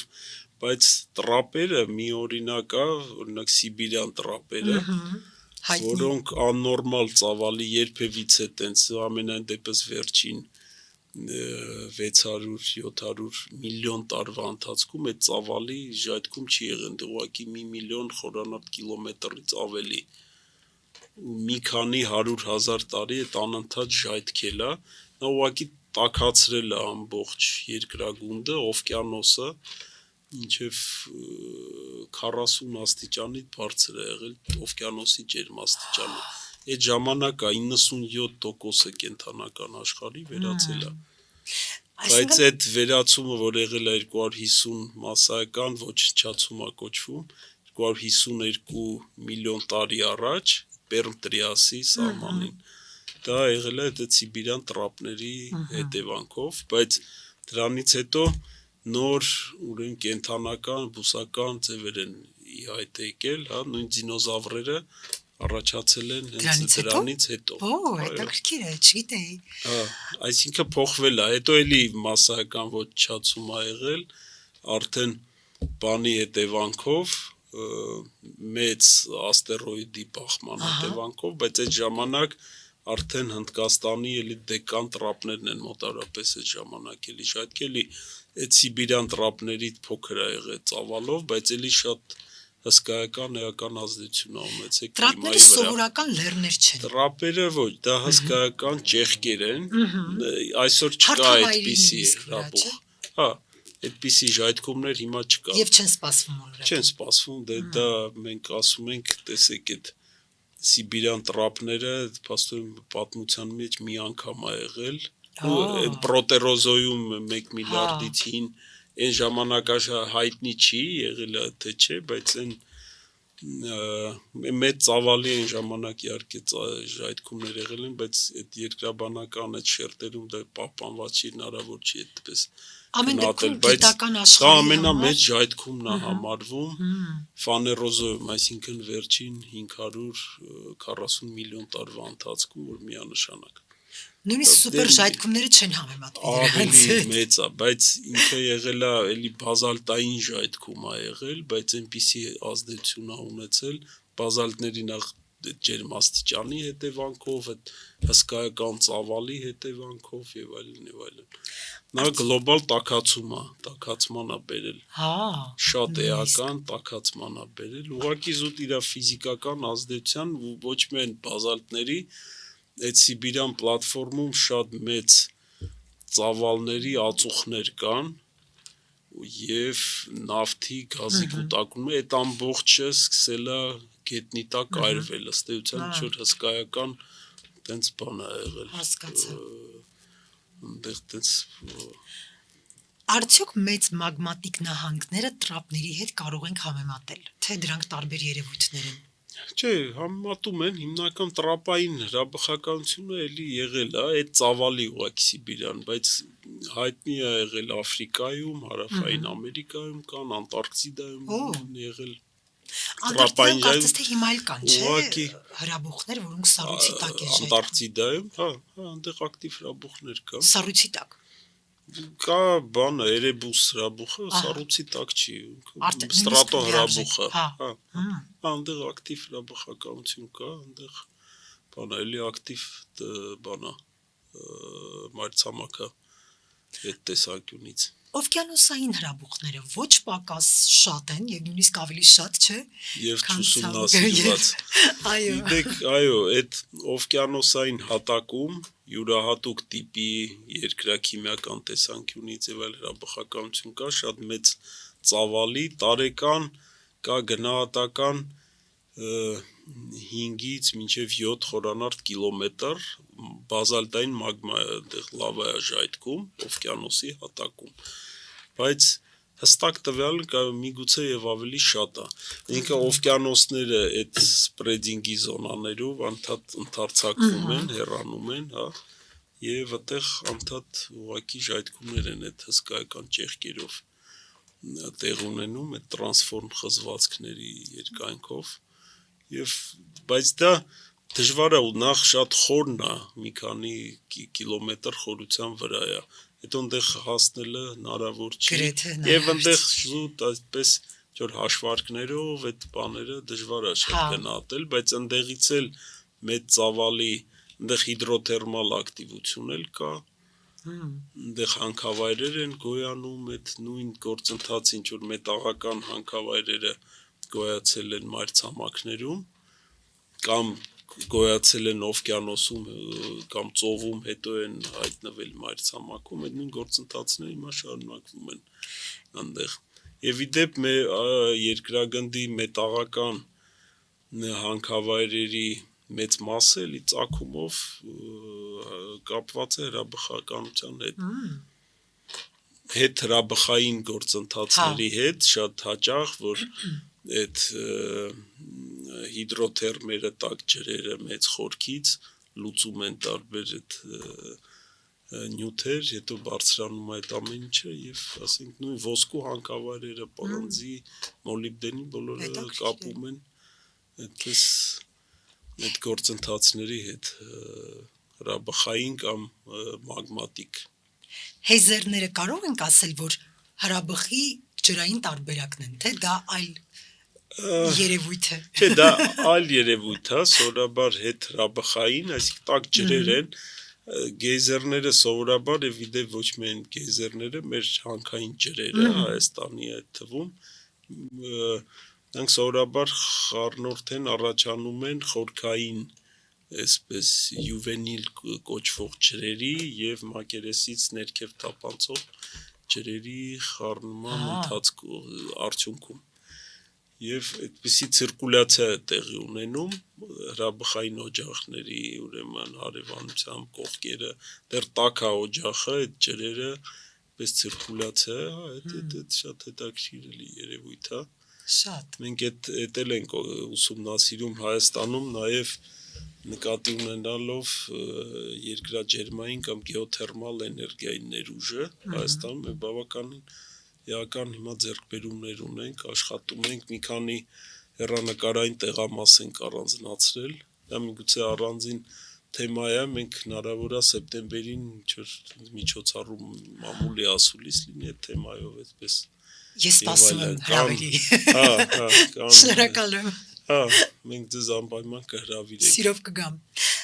Աշխարհում քանի գործող հրաբուխ կա այս պահին։ Տարբեր աղբյուրներ, տարբեր թվեր են նշում։ Տարբեր աղբյուրներ կան, ամենավստահելին կա Smithsonian ուրեմն ինստիտուտը, որը ԱՄՆ-ում, Վաշինգտոնում է գտնվում, իրանք ունեն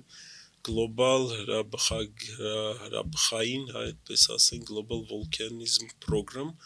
Global հրաբխագիտության կամ հրաբխային ծրագիր, իրանք քարտեզներ ունեն,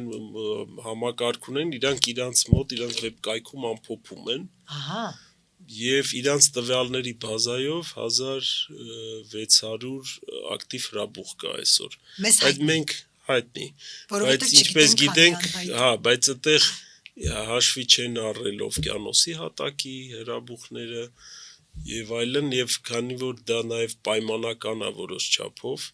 վերջերս ես անունը էլի չեմ հիշի այդ հրաբուխների անունը Եթովպիայում հրաբուխ ժայթքեց որը այդ մի քանի տասնյակ հազար տարի ակտիվ չէր հանկարծ ժայթքեց Եթովպիա ասեցիք հիշեցի Դալոլի հարթավայրը որը համարվում է էլի ակտիվ հրաբխային գոտի շատ ակտիվ է այդ մասը գերգունավոր մի չնաշխարհիկ միջավայր ես երազում եմ այնտեղ լինել բայց ինչ է դա դուք տեսել եք դա թե միայն չէ ես չեմ եղել Եթովպիայում բայց դա էլա դա կարելի է տուֆերի հետակա այնտեղ տուֆեր շատ կան օբսիդիաններ շատ կան Եթովպիայում իդեպ մենք հիմա գիտաժողով ունենք սեպտեմբերի 28-ին է սկսում նվիրված օբսիդիանին եթե ձեզ հետաքրքիր է կարող եք բացմանը գալ իհարկե լուսաբանել եւ դա մենք կազմակերպել ենք հնագետների հետ համատեղ որովհետեւ հայտնի է որ օբսիդիանը քարե դարում եղել է շատ արժեքավոր հումք, նյութ, որովհետեւ գործիքներ են պատրաստվել այդ փոխանակվել է մի քանի 100 կամ անգամ 1000 կիլոմետրի վրա այդպիսի փոխանակում կամ առևտուր, չգիտեմ ոնց է ճիշտ ասել, տեղի ունեցել դեռ միջ պատմական ժամանակաշրջանում եւ հնագետների հետ համատեղ մենք ուսումնասիրում ենք, որովհետեւ եթե կա ինչ որ կտոր օբսիդիանի հնագիտական, պարտադիր չի գործիքները սովորաբար գնում են թանգարան։ Իսկ ինչ որ շրանքներ, որ սրում են այդ գործիքը, որ պատրաստում են գործիքը, ինչ որ այդպես։ Էլի գալիս է թանգարան, բայց երկրագիտության։ Գնում է բան, չէ ուսումնասիրության եւ մենք քանի որ մեր օբսիդիանի մենք 14 հրաբուխ ունենք, որ օբսիդիան աժայթքել Հայաստանում, իսկ հայկական լեռնաշխարհում անհամեմատ ավելի շատ։ 14։ Հա, հայկական լեռնաշխարհում ընդհանուր Հայաստանն էլ հետը 30-ից ավել։ Ուրեմն այդ օբսիդիանները երկրաքիմիական բնութագրերով մեկը մյուսից տարբերվում են։ Ահա թե։ Այսինքն եթե դուք օրինակ հյուսիսային Կովկասում այդ հնագիտական պեղումների ժամանակ գտնում եք ինչ որ օբսիդիանի կտոր, դա կարելի է իմանալ որտեղից է եկել եւ վերականգնել, որ ինչ որ կոնտակտներ են եղել, փոխանակում ա եղել, ինչ որ այդպես առևտուրը շատ հետաքրքիր թեմա է եւ մենք այդպես համատեղ պիսի գիտաժողով ունենք, որը սեպտեմբերի 28-ին է։ Արդեն նշեցի ինձ մոտ, ես անպայման կայցելեմ ձեզ։ Ես է կզանգեմ, դուք զանգեք։ Անպայման, շնորհակալ եմ։ Մեր օպերատոր Զավենը, քանի որ Ալավերդիից է ծնունդով, նրան միշտ հետաքրքրում է իր ծննդավայրի միջավայրը եւ նրան շատ հետաքրքիր է լալվարը արդյոք ժայթքել է վերջին անգամ, երբ է ժայթքել եւ ինչ հրաբխային միջավայր կա այդ տարածաշրջանում։ Հետաքրքիր հարց է, Ալավերդու շրջանում ուրեմն հրաբուխներ չկան, չորրորդական, այնտեղ շատ հին հրաբուխներ կան, ասենք յուրայի հասակի եւ այլն, ասենք 160, 150 եւ այլն, այդ 20 միլիոն տարվա։ Եվ այդ լալվարիտը անմիջապես հրաբխային ապար չի, ինչ որ հիդրոթերմալ փոփոխված ինչ որ տուֆեր են խտացած, այդպես մետասոմատիկ, ինչպես երկրաբաններն են ասում, այդպեսի ծագում ունի, բայց չորրորդական երիտասարդ լավային հոսքեր այնուամենայնիվ Ալավերդիում կան, ամբողջ այդ ձորը, եթե դուք պատկերացնում եք, այնտեղ սյունաձև բազալտներ կան։ Այդ սյունաձև բազալտները հոսել են մոտավորապես ներկայիս Ջավախքի լեռնաշղթայի այդքան երկար տարածքից, այո, այդքան երկար եւ Հայաստանում, Վրաստանում եւ Կարսի Սարահարթում դա շատ տարածված երևույթ է, դա որոշ չափով տրապերի նման երևույթ է, ճեղքային բազալտների, պլատո բազալտներ են անվանում, պլատո բազալտների ժայթքում է։ Հասակը 1.8-ից մինչև 2 միլիոն մոտավորապես, դա չորրորդական է, դա երիտասարդ հրաբխականություն է համարվում, եւ Ալավերդու այդ կիրճը եւ եթե ուշադրություն եք դարձրել օրինակ Սանայինը արդեն վերևում է, հարթը, սարահարթը, այնտեղ պլատո է, բազալտները լցնելով այդ կիրճը, ասենք 2 միլիոն տարի առաջ հարթեցրել են ռելիեֆ, այնտեղ կան հին ծալքավոր լեռներ եւ այսպես հարթեցված այդ սարահարթերը, որոնք այդ երիտասարդ բազալտների ժայթքումների լավային հոսքերի շնորհիվ են առաջացել եւ այդտեղ շատ երկրաբանական տեսանկյունից շատ հետաքրքիր երևույթ է դա։ Բազալտեսյունները ընդհանրապես այդ պլատո բազալտները տարածաշրջանի այն փաստը, որ մի քանի տասնյակ կիլոմետր տեղաշարժվել են այդտեղից։ Դա իհարկե անհավանական է։ Ու բավական մեծ ծավալ է եղել։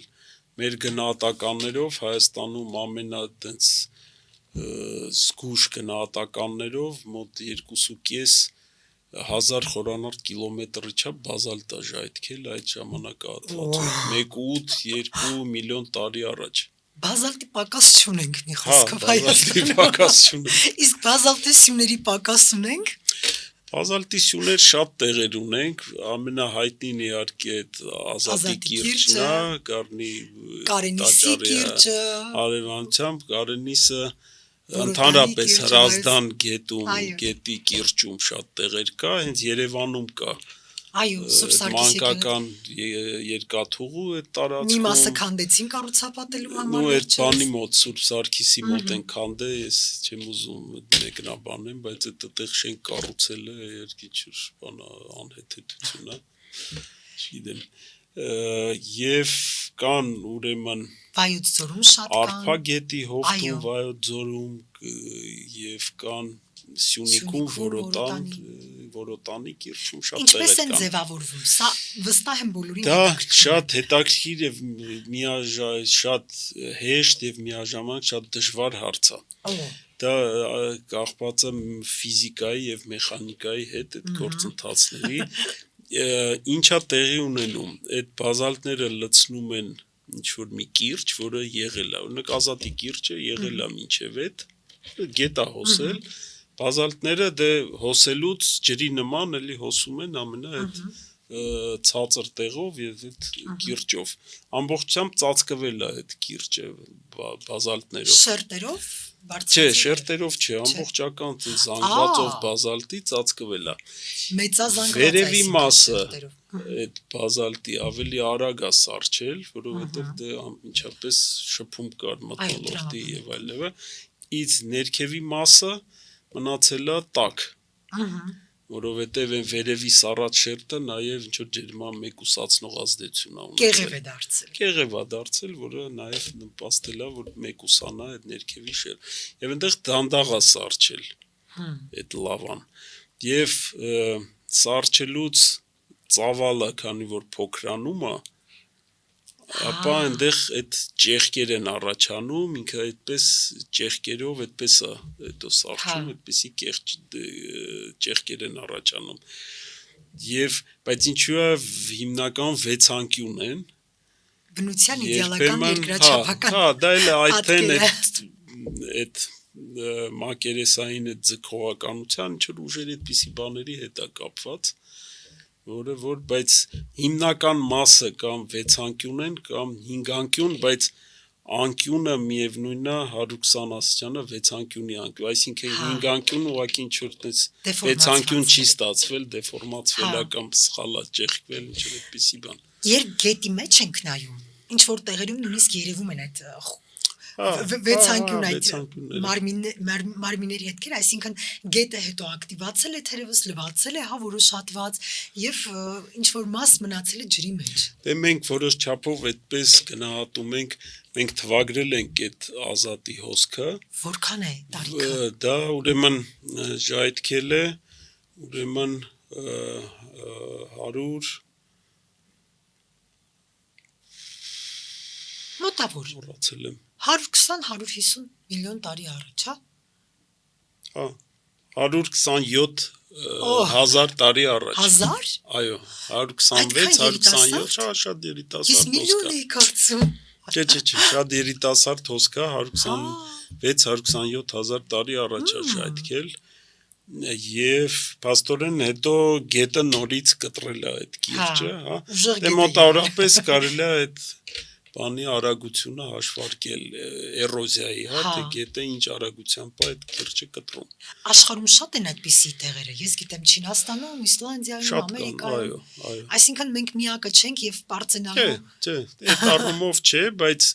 հենց ազատի կիրճում այդ բազալտները շատ յուրահատուկ են, շատ բարձր են եւ այդպես դա շատ տեղեր կա Իտալիայում, ԱՄՆ-ում, որտեղ կա հրաբխականություն, ամենտեղ կա այդ երևույթը։ Ես քանի որ զբոսավար եմ ունեցել եմ զբոսաշրջիկներ, որոնք ազատի կիրճ այցելելուց հետո հուզվել էին արցունքներով արտասվում էին, որոշել էին երկրաբան դառնալ, չէ։ Պատկերացրեք Եվրոպայից էին եւ Ամերիկայից եւ այլն տարբեր երկրներից եղել են, բայց ինձ մոտ բոլորից շատ տպավորվել է մի գերմանացի, որը ասում է, որ ինձ թվում էր ֆիլմերում դա հորինված ինչ որ բան է 3D-ով ստացված եւ նա այնպես էր ձայնով արտասվում, ես հուզվել էի այդ տեսարանից։ Իհարկե շատ տպավորիչ է։ Մենք շատ բաների մասին խոսեցինք եւ անընդհատ ճուզեցի ձեզ ընդհատել հարցնելու համար ինչով են տարբերվում խառնարանը կալդերայից։ Հրաբխագիտական տեսանկյունից եթե նայենք, սովորաբար այն կրատերները, որոնց ասենք տրամագիծը 7 կիլոմետրից մեծ է, համարում են կալդերա։ Բայց կան կալդերաներ, որոնք այսպես հրաբուխի գագաթում չեն, ինչպես Ելոստոնը, այո, հարթավայրից հարթավայրում է եւ նման կալդերաներ էլի կան։ Ճապոնիայում կա նման կալդերա եւ Ելոստոնինը կարծեմ այնքան մեծ է, որ Հայաստանից մի քանի անգամ կտեղավորենք, չէ՞։ Հա, դե հա, Հայաստանը փոքր երկիր է, իհարկե այնտեղ։ Արագածը կալդերա է թե խառնարան։ Իդե կան տվյալներ, մենք այդպես ենք կարծում, որ այնտեղ կար կալդերա եւ այդ տուֆերի ամենայդ մեծ ժայթքման հետ է կապված եղել, բայց հետագայում այդ կալդերան հիմա արտահայտված չի, այդ կալդերան լցվել է ավելի երիտասարդ լավային հոսքերով։ Նույնը իդեպ տեղի ունեցել է Գեղամա բարձրավանդակում, այնտեղ էլ է մեծ կալդերա եղել, մեծ հրաբուխ է եղել կալդերայով եւ հետո այդ ամբողջը լցվել է այդ ավելի երիտասարդ բազալտային լավային հոսքերով։ Խառնարանային։ Բայց խառնարան կալդերա կարելի է համարել մեր իշխանասարի խառնարանը, որը ասենք 7.5 կիլոմետր է, մենք կարող ենք դա այնտեղ էլ շատ տենց էքսպլոզիվ ժայթքումների վկայություններ կան։ Դա 1.9 այդքան երիտասարդ չի, 1.9 1.5 միլիոն տարվա են։ Հա։ Բայց Սյունիքում կան 6-7 հազար, 8 հազար տարի առաջ ժայթքած հրաբուխներ Չէ, քարքարը օրինակ, այնտեղ մի քանի փոքր այդ մոնոգեն հրաբուխներ կան, որոնք շատ երիտասարդ են։ Եվ նույնիսկ տիեզերական նկարներում շատ ակնհայտ երևում են այդ լավաների, ուրեմն այդ ստրուկտուրաները, բանը շատ լավ երևում է դա։ Եվ այդ փոքր հրաբուխները իրենց խառնարաններով շատ հետաքրքիր է։ Դա Սիսյանից դեպի հյուսիս մի քիչ դեպի տենց հյուսիս արևմուտք։ Խառնարանային լճերը մենք Հայաստանում ունենք, լճեր ունենք, մենք մեր այդ հրաբխային բարձրավանդակներում ունենք եւ խառնարանային լճեր, նա Գեղամու մակնալիճն է, աշդահակը, բայց այդ բարձրավանդակներում ունենք նաեւ սառցադաշտային լճեր, որոնք դե սառցադաշտերի ինչ տենց բաներ են առաջացել, դու ջուր է լցվել։ Իսկ խառնարանային լճերը քանի որ դրանք փակվում է խառնարանը, չէ, եւ կուտակված ջուրը ձևավորվում է, արդյոք դրանք իրենց մեջ չեն ներքաշում միներալներ, տարբեր հանքանյութեր եւ արդյոք դրանք վտանգավոր չեն, որովհետեւ շատ մարդիկ բարձրանում են հրաբխային խառնարաններ, այնտեղ լողանում է սառը, շատ սառը ջրի մեջ։ Ես էլ եմ սիրում ես մեկ այդ լճերում լողացել եմ։ Շատ առաջի վարքյանին շատ դժվար է ծան, բայց դուրս շարժվել, չէ ջուրը։ Բայց հետո դու ասենք թե ասենց քեզ զգում ես ոնց որ մի 20 տարի երիտասարդացած։ Չեմ համարձակվի, ամեն դեպքում դրանք վտանգավոր չեն, եթե դուք Չէ, այդ առումով չէ, եթե դուք լավ լողում եք եւ այլն վստահ եք ձեզ զգում, տենց վտանգավոր չեն։ Հակառակը այդ ձյան հալման հետևանքով են այդ ջրերը լճերը առաջանում, ձյունը համարյա թե թորած ջուր է։ Իհարկե այդ հրաբխային ապարներից ջուր միներալներ անցնում են, բայց մենք այդ նույն ջուրը մեր Հայաստանի ջրերը, որ ասում ենք լավն է մեր ջրերը, լավ ջրեր ունենք հենց հրաբխային մեր մարզերում։ Նույն Գառնիում, Ալավերդիում, Աբարանում եւ այլն, որտեղ այդ ջուրը անցնելով այդ ճեղքերով, այդ հրաբխային ապարների, ինչ որ միներալներով հարստանում է եւ մաքրվում է եւ այլն, եւ շատ իսկապես ամոհ է։ Այն շրջաններում, որտեղ մենք հրաբխային լավային հոսքեր ունենք, շատ լավ ջրեր ունենք։ Նույն օրինակ Իջևանում կամ Դիլիջանում այդքան էլ բան այդ լավը չեն ջրերը։ Ցալքաբեկորավոր են, չէ, այնտեղ։ Երբ ասում են, որ ջուրը համ չունի, մենք Հայաստանի ջրով կարող ենք ապացուցել, որ այդպես չէ, որովհետև մեր ջուրը հաստատ համ ունի։ Մեր ջուրը իսկապես ու էլի կապված է հրաբուխների հետ։ Որովհետև հրաբուխները կյանք են տալիս։ Այո։ Մենք արդեն խոսել ենք Նեապոլի մասին եւ ասում են, որ Վեզուվը Նեապոլին կյանք է տվել, այսինքն դա այնքան պարարտ, այնքան հարուստ հող է, ինչպես օրինակ մեր բարձրավանդակը եւ դա էլ այո, շատ կարևոր հանգամանք է, հրաբխային հողերը սովորաբար շատ բերի են, որովհետեւ հարստացած են այդ տարբեր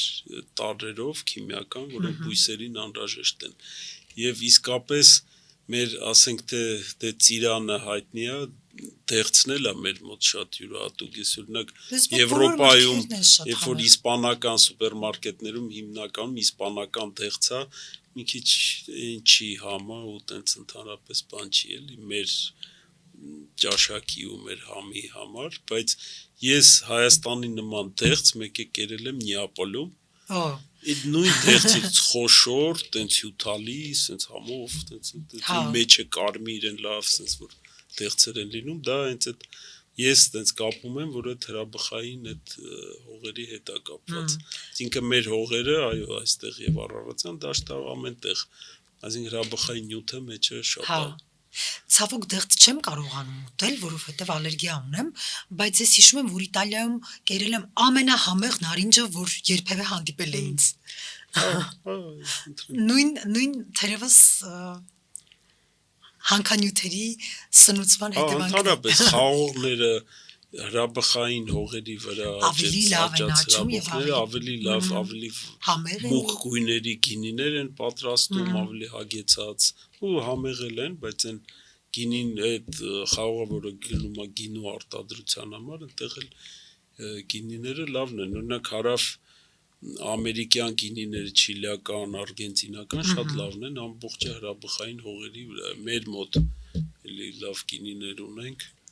միգուցե մի 20 տարի առաջ որակի եւ այլնի խնդիր կար, դա մշակման երևի հարցեր չէ, բայց այս բանը բիզնեսը եւ ընդհանրապես այդ մրցակցությունը եւ այլն ամեն ինչը դրեց իր տեղում, մենք հիմա շատ լավ գինիներ ունենք։ Այո։ Ես չմոռանամ ձեզ հարցնել, արդյոք կայծակն ինչ գործ ունի հրաբուխի հետ։ Գիտեք, ես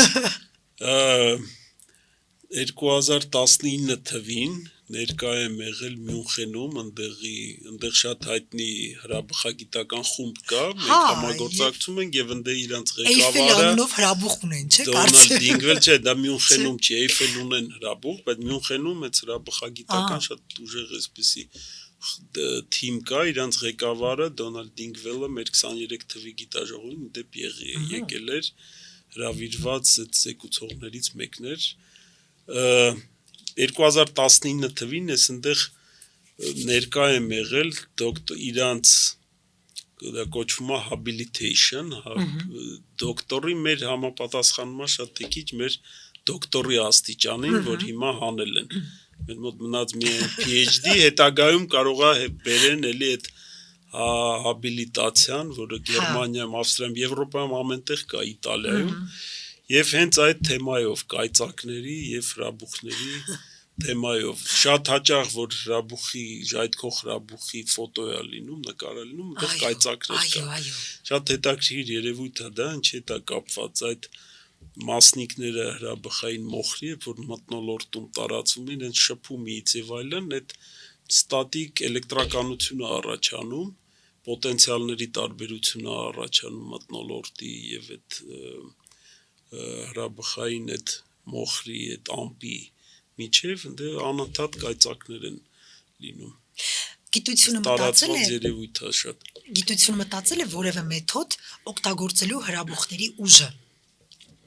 տնտեսության կենցաղում օգտագործելու համար։ Օրինակ հեյզերները գիտենք, որ շատ երկրներում, օրինակ Ֆինլանդիայում օգտագործում են որպես ջեռուցման միջոց եւ այլն, իսկ հրաբուխները թե դա հնարավոր չէ։ Դե այդ գեյզերները, որ դուք նշեցիք, Իսլանդիան նկատի ունեիք, այո, այնտեղ դա էլ է դա, բայց հրաբխականության հետ է կապված։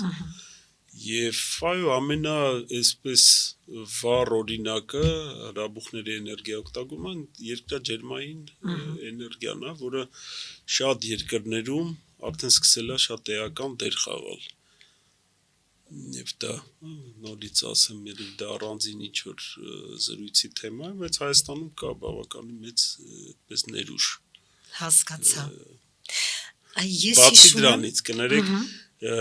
հրաբուխները, եթե մենք մեր Երևան կամ ընդհանրապես մեր քաղաքներին նայենք, տեսնում ենք, որ դա նաև շինանյութի աղբյուր է։ Մեր ոչ մետաղական օգտակար հանածոները հիմնականում հրաբխային ծագման են, ասենք բազալտները, տուֆերը, որ մեր քաղաքներում մենք դա օգտագործում ենք։ Այո, տեսնում ենք շատ երկրներ կան, որ ասենք թե չեն ունեցել քար կամ շինարարության համար պիտանի քար, աղյուս են օգտագործել կավից պատրաստող եւ այլն, բայց մենք դառնումով ավելի բան ենք, հարուստ ենք, դա էլ է դա, բայց ասեմ, որ իհարկե բոլոր մետաղներն էլ հիմնականում կապված են էլի հանքավայրերը, էլի մագմատիկ եւ հրաբխային գործընթացների հետ, ավելի հին ժամանակաշրջանների, բայց միևնույն հրաբուխների հետ են կապված։ Այսինքն մետաղական հանքերը, որոնք կան, դրանք ամենահին հրաբխի հետևանքներ են։ Ես հիշում եմ մի դոկումենտալ նյութ, վաղուց էի դա տեսել, որտեղ պատմում էին այն մասին, որ կարծեմ Ամերիկայում փորում են ընդերքը, որ հասնեն այն կետին, որտեղից կարող են հրաբխի գազերը դուրս թողնել եւ թեթևացնել ապագա սպառնալիքները հրաբխային։ Դա միֆ է, թե? Չէ, դա միֆ է իհարկե, կար նույնիսկ բան, որ դա ուղղակի այնպիսի գլոբալ գործընթացներ մարդը մի օրատանցքով կամ բանով չի կարող ազդել դրա վրա, բացի դրանից եթե ջերմաստիճանը շատ բարձր լինի, այնտեղ հորատելն էլ անհնար դառնում, ինչ որ մի կետից, ասենք թե մնան թե հրաբուխ եւ այլն, այնտեղ 3-4 կիլոմետրից խորը, ես չեմ կարծում որ հնարավոր է հորատել էլի ընդհանրապես։ Պարզ է։ Ամեն տարի տասնյակ մասնագետներ կամ արկածախնդիր մարդիկ մահանում են հրաբուխների ժամանակ, որովհետև բարձրանում են շայթքման ժամանակ դեպի խառնարանը։ Կան այդպիսի երևույթներ կան, իհարկե դա դե ընդհանրապես մարդիկ արկածախնդիր են եւ սիրում են այդ լեռներում այդ դահուկներ քշել առանց ոչ դրա համար չնախատեսված տարածքներում են բարձր գագաթներից իջնում են եւ այլն կամ որ թռչում են 20 կիլոմետր ինքնաթիռից այնտեղից պարաշուտով են թռնում եւ այլն կա նման բան կա եւ հանկարծ եղել են դեպքեր, որ իսկապես ինչ-որ տուրիստների խումբ այդ վարկյանին մի փոքր ժայթքում ա եղել, ուղղակի այդ հրաբխային այդ բանը, փոքր պիրոկլաստիկ հոսքը մանավանդ Ճապոնիայում էս վերջերս տեղի ունեցավ, Ինդոնեզիայում անընդհատ տեղի ունենում։ Իդեպ միակ ակտիվ հրաբուխը, որ ես իմ կյանքում տեսել եմ, ռեալ ժայթքող հրաբուխը։ Արդյոք տեսել եք ժայթքող հրաբուխ։ Ճապոնիայում է եղել Սակուրաջիմա հրաբուխը, որը շատ ակտիվ հրաբուխ է, անդադ ժայթքում է։ Իմ այնտեղ ժամանելուց 2 օր առաջ ժայթքել էր եւ փողոցներում տեղ-տեղ հրաբուխային մոխիր կար։ Ես այդ մոխրի այդ թափվելը չեմ տեսել, բայց բանից խառնարանից բարձրանում էր այդպիսի սյուն։ Ծուխ, մոխիր, մի քիչ գազեր, թույլ։ Լավա չէր եղել։ Ես, չէ, լավա չի եղել, տենց թեթև փոքր ծավալի պիրոկլաստիկ ժայթքում ա եղել, մոխիր ա տարածվել, բայց հրաբուխը ինքը շատ վտանգավոր հրաբուխ ա, որովհետև այդ տարածքում կան 15 եւ 20 հազար տարի առաջ ժայթքած տուֆեր, շատ երիտասարդ, որոնք դե ամբողջ կղզին այդ ամենահարավային կղզին է Ճապոնիայի, Կյուսյու, ամբողջ այդ Կյուսյուն ծածկված է այդ տուֆերով։ Ես ճիշտն ասած որոշել էի, որ պիտի բարձրանամ մինչև խառնարանը եւ պատրաստվել էի, այնտեղ բաներ, ուրեմն ոդկով սկսեցի բարձրանալ, 1.5 լիտրանոց ջուր ունեի, մի շիշ ջուր, բարձրացա, չեմ կարող հիշել, մի քանի կիլոմետր քայլեցի, հասկացա, որ անհնար, շատ շոկ էր, այնտեղ տրոպիկական կլիմա է, շատ խոնավ, շատ շոկ։ Նոր ժայթքած հրաբուխի տաքություններ։ Ես ուղղակի հասկացա, որ անհնար է այնտեղ ուղղակի այդքան բարձրանալ, հետո իջնել, ջուրն էլ արդեն սպառվում էր։ Իսկ պլանավորում եք մոտ ապագայում այցելել որևէ երկիր, որտեղ պետք է տեսնել ժայթքող հրաբուխ։ Ես կարծում եմ կա անընդհատ Կամչատկա գնալու կա խաղապար, նույնիսկ հրավեր ա եղել, չեմ կարողացել տարբեր պատճառներով գնալ։ Իտալիա, ես Էթնան, Վեզուվում եղել եմ, մինչև խառնարան հասել եմ։ Ես Պոմպեյում եղել եմ, Նեապոլում, բայց Վեզուվ չեմ բարձրացել։ Վեզուվ բարձրացել եմ։ Եվ ինչ տպավորություններ։ Շատ տպավորիչ է այդ խառնարանն անտեղի, շատ։ Ու բանը, դե Իտալիայում, Կամչատկայում, մեր գործընկերները մեր ինստիտուտի Ալյասկայում են եղել, գործընկերներ կան հենց Էտնայում են եղել եւ այլն, կան այդպես, որ մենք բան ենք, այդ առումով լավ կապեր ունենք, լավ համագործակցություն ունենք եւ այդպես հատուկ տենց տուրիստական նպատակով դժվար է իհարկե, համ զբաղվածության, համ տարբեր հարցերով, բայց լինում են գիտաժողովներ, ինչ-որ այդպիսի միջոցառումներ, որ մենք բայց պետք է բախտդ բերի, չէ, ինչ-որ առումով, որ տեսնես ժայթքող հրաբուխ, օրինակ, ես անընդհատ մի քանի տարի պլանավորում եմ, բայց չեմ հասկանում ինչ պետք է անել, ինձ թվում է ամենահավանականը Էթնան է, որ մի քանի օր տևում է երբեմն ժայթքումը եւ ունենալ Շենգենի մուլտիվիզա եւ հենց սկսում է ժայթքել, նույն օրը տոմս գնել ու գնալ Իտալիա։ Դե նույնը Հավայան կղզին է, ավելի հեռու է, ավելի դժվար է այնտեղ հասնել, բայց ես դրա հնարավորությունը ունենամ։ Եվ այդ հրաբուխները համեմատաբար շատ վտանգավոր չեն, Օրինակ այդ պինատուբոյի տիպի ժայթքումը չարժի տեսնել, դուք որ ասում եք բախտս բերի տեսնել, այդ դեպքում արդեն չգիտես բախտը բերում է թե հակառակը, ամեն դեպքում էթնան արժե տեսնել եւ ծեր նշած Հավայան կղզիներում կարծեմ այնտեղ ամենաբաց խառնարանն է, չէ՞ որ 1983-ից, եթե չեմ սխալվում, անընդհատ լավան եռում էինք իր մեջ եւ կարելի է դա տեսնել հնարավոր բան կա, Աֆրիկայում էլ կան խառնարաններ, որտեղ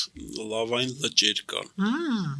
Նիարան գորում այդ հրաբուխ կա, այնտեղ անընդհատ ակտիվ լավային լիճ է։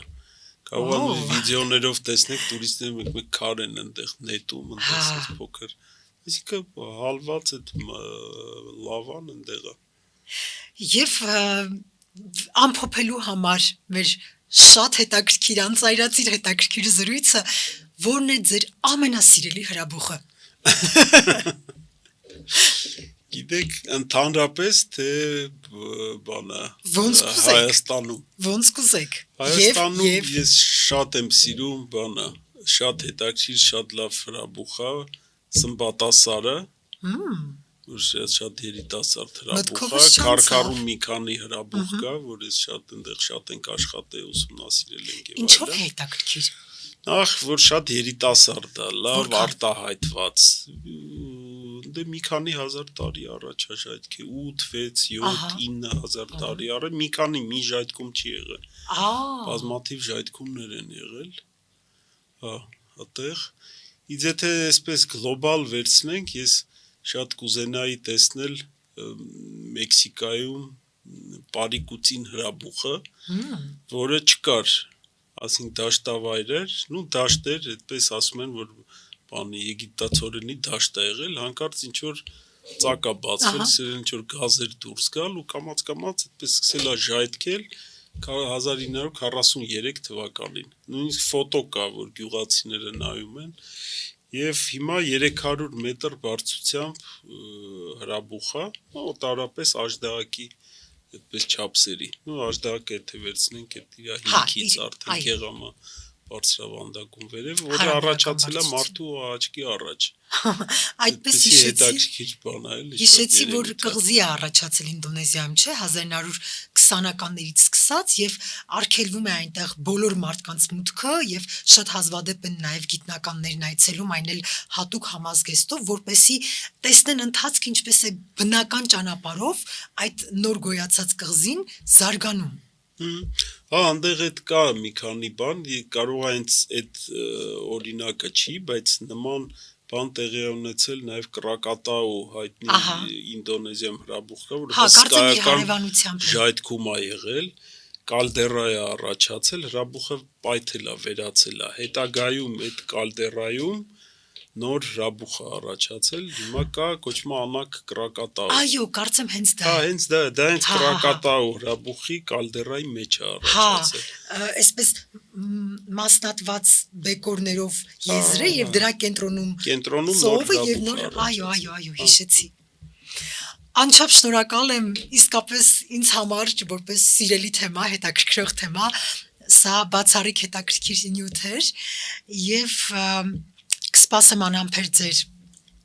սեպտեմբերի 28-ի գիտաժողովին։ Ես էլ եմ շատ շնորհակալ եւ հետաքրքիր զրույցի համար, լավ հարցերի համար եւ ընդհանրապես ես համարում եմ, որ գիտությունը շատ կարեւոր է, որ այսպես դառնա մատչելի եւ նաեւ դա կարեւոր է մեր երիտասարդների համար, որովհետեւ մեր ինստիտուտում միշտ երիտասարդ կադրերի պահանջ կա եւ հիմա հնարավորությունները գիտությամբ զբաղվելու անհամեմատ ավելի մեծ են, քան 20 տարի, 30 տարի առաջ, որովհետև Բարձրագույն գիտության կրթության կոմիտեն նախ ֆինանսավորումն է կտրուկ ավելացել, հետո կան ծրագրեր, կարելի է դիմել ծրագրերի, երիտասարդները կարող են իրենց ասպիրանտական ծրագիր ունենալ, այնպես որ առիթից օգտվելով ուզում եմ նաև երիտասարդներին կոչ անել զբաղվել գիտությամբ, հետաքրքրվել երկրաբանությամբ եւ մասնավորապես հրաբխագիտությամբ, որովհետեւ դա համ հետաքրքիր է, համ շատ կիրառական ուղղվածություններ ունի եւ ընդհանուր առմամբ մարդկության համար միշտ եղել է կարևորագույն գիտելիք, որովհետև բոլոր ռեսուրսները կապված են երկրաբանության հետ, ամեն ինչ որ մենք ունենք, դա երկրաբանության հետ է կապված միևնույնն է։ Եվ վերջապես հրաբխագիտությամբ զբաղվելու համար պարտադիր չի, որ այսօր չունենք հրաբուխներ Հայաստանում, կարող ենք ճամփորդել եւ ուսումնասիրել։ Մենք 497 հրաբուխ ունենք Հայաստանի Հանրապետության տարածքում։ Այդքան խոսեցինք, դրա մասին չասեցինք։ Ճիշտ է, այդ մոնոգեն հրաբուխներ են, հիմնականում փոքր, եւ որոնք կարող են վաղը ժայթքել եւ կարող է նոր այդպիսի հրաբուխ գա, բայց նաեւ ունենք 5 ստրատո հրաբուխ, կալդերաներ ունենք, մասնավորապես այդ Ջավախքի, այդ Կեչուտի կալդերա ունենք, այդ հենց Վրաստանի սահմանամերձ մասում, դե Արագածը բնականաբար Առայելերը, Իշխանասարը, այնպես որ հրաբխագիտությամբ զբաղվելու համար մենք Հայաստանում բավականին նյութ ունենք։ Այո։ Եվ հիմա գնում ենք արդեն դեպի այդ երկրաջերմային էներգիայի ուսումնասիրություն, դա դեք ինչ այն լավ օրինակ է, որ տասնամյակներով կուտակված, ասենք տեսական, գիտական այդ նյութերը, գիտելիքները, ինչ որ տասնամյակներ հետո բերում են ինչ-որ կիրառական շոշափելի արդյունքի էլի։ Ես մի օր երևի ամեն ինչ թողնեմ եւ գամ ձեր լաբորատորիայում աշխատելու։ Եկեք։ Շնորհակալ եմ ձեզ, պարոն Մելքսեթյան, եւ ձեզ սիրելի հետևորդներ։ Լավ եղեք, կհանդիպենք։ Շնորհակալություն։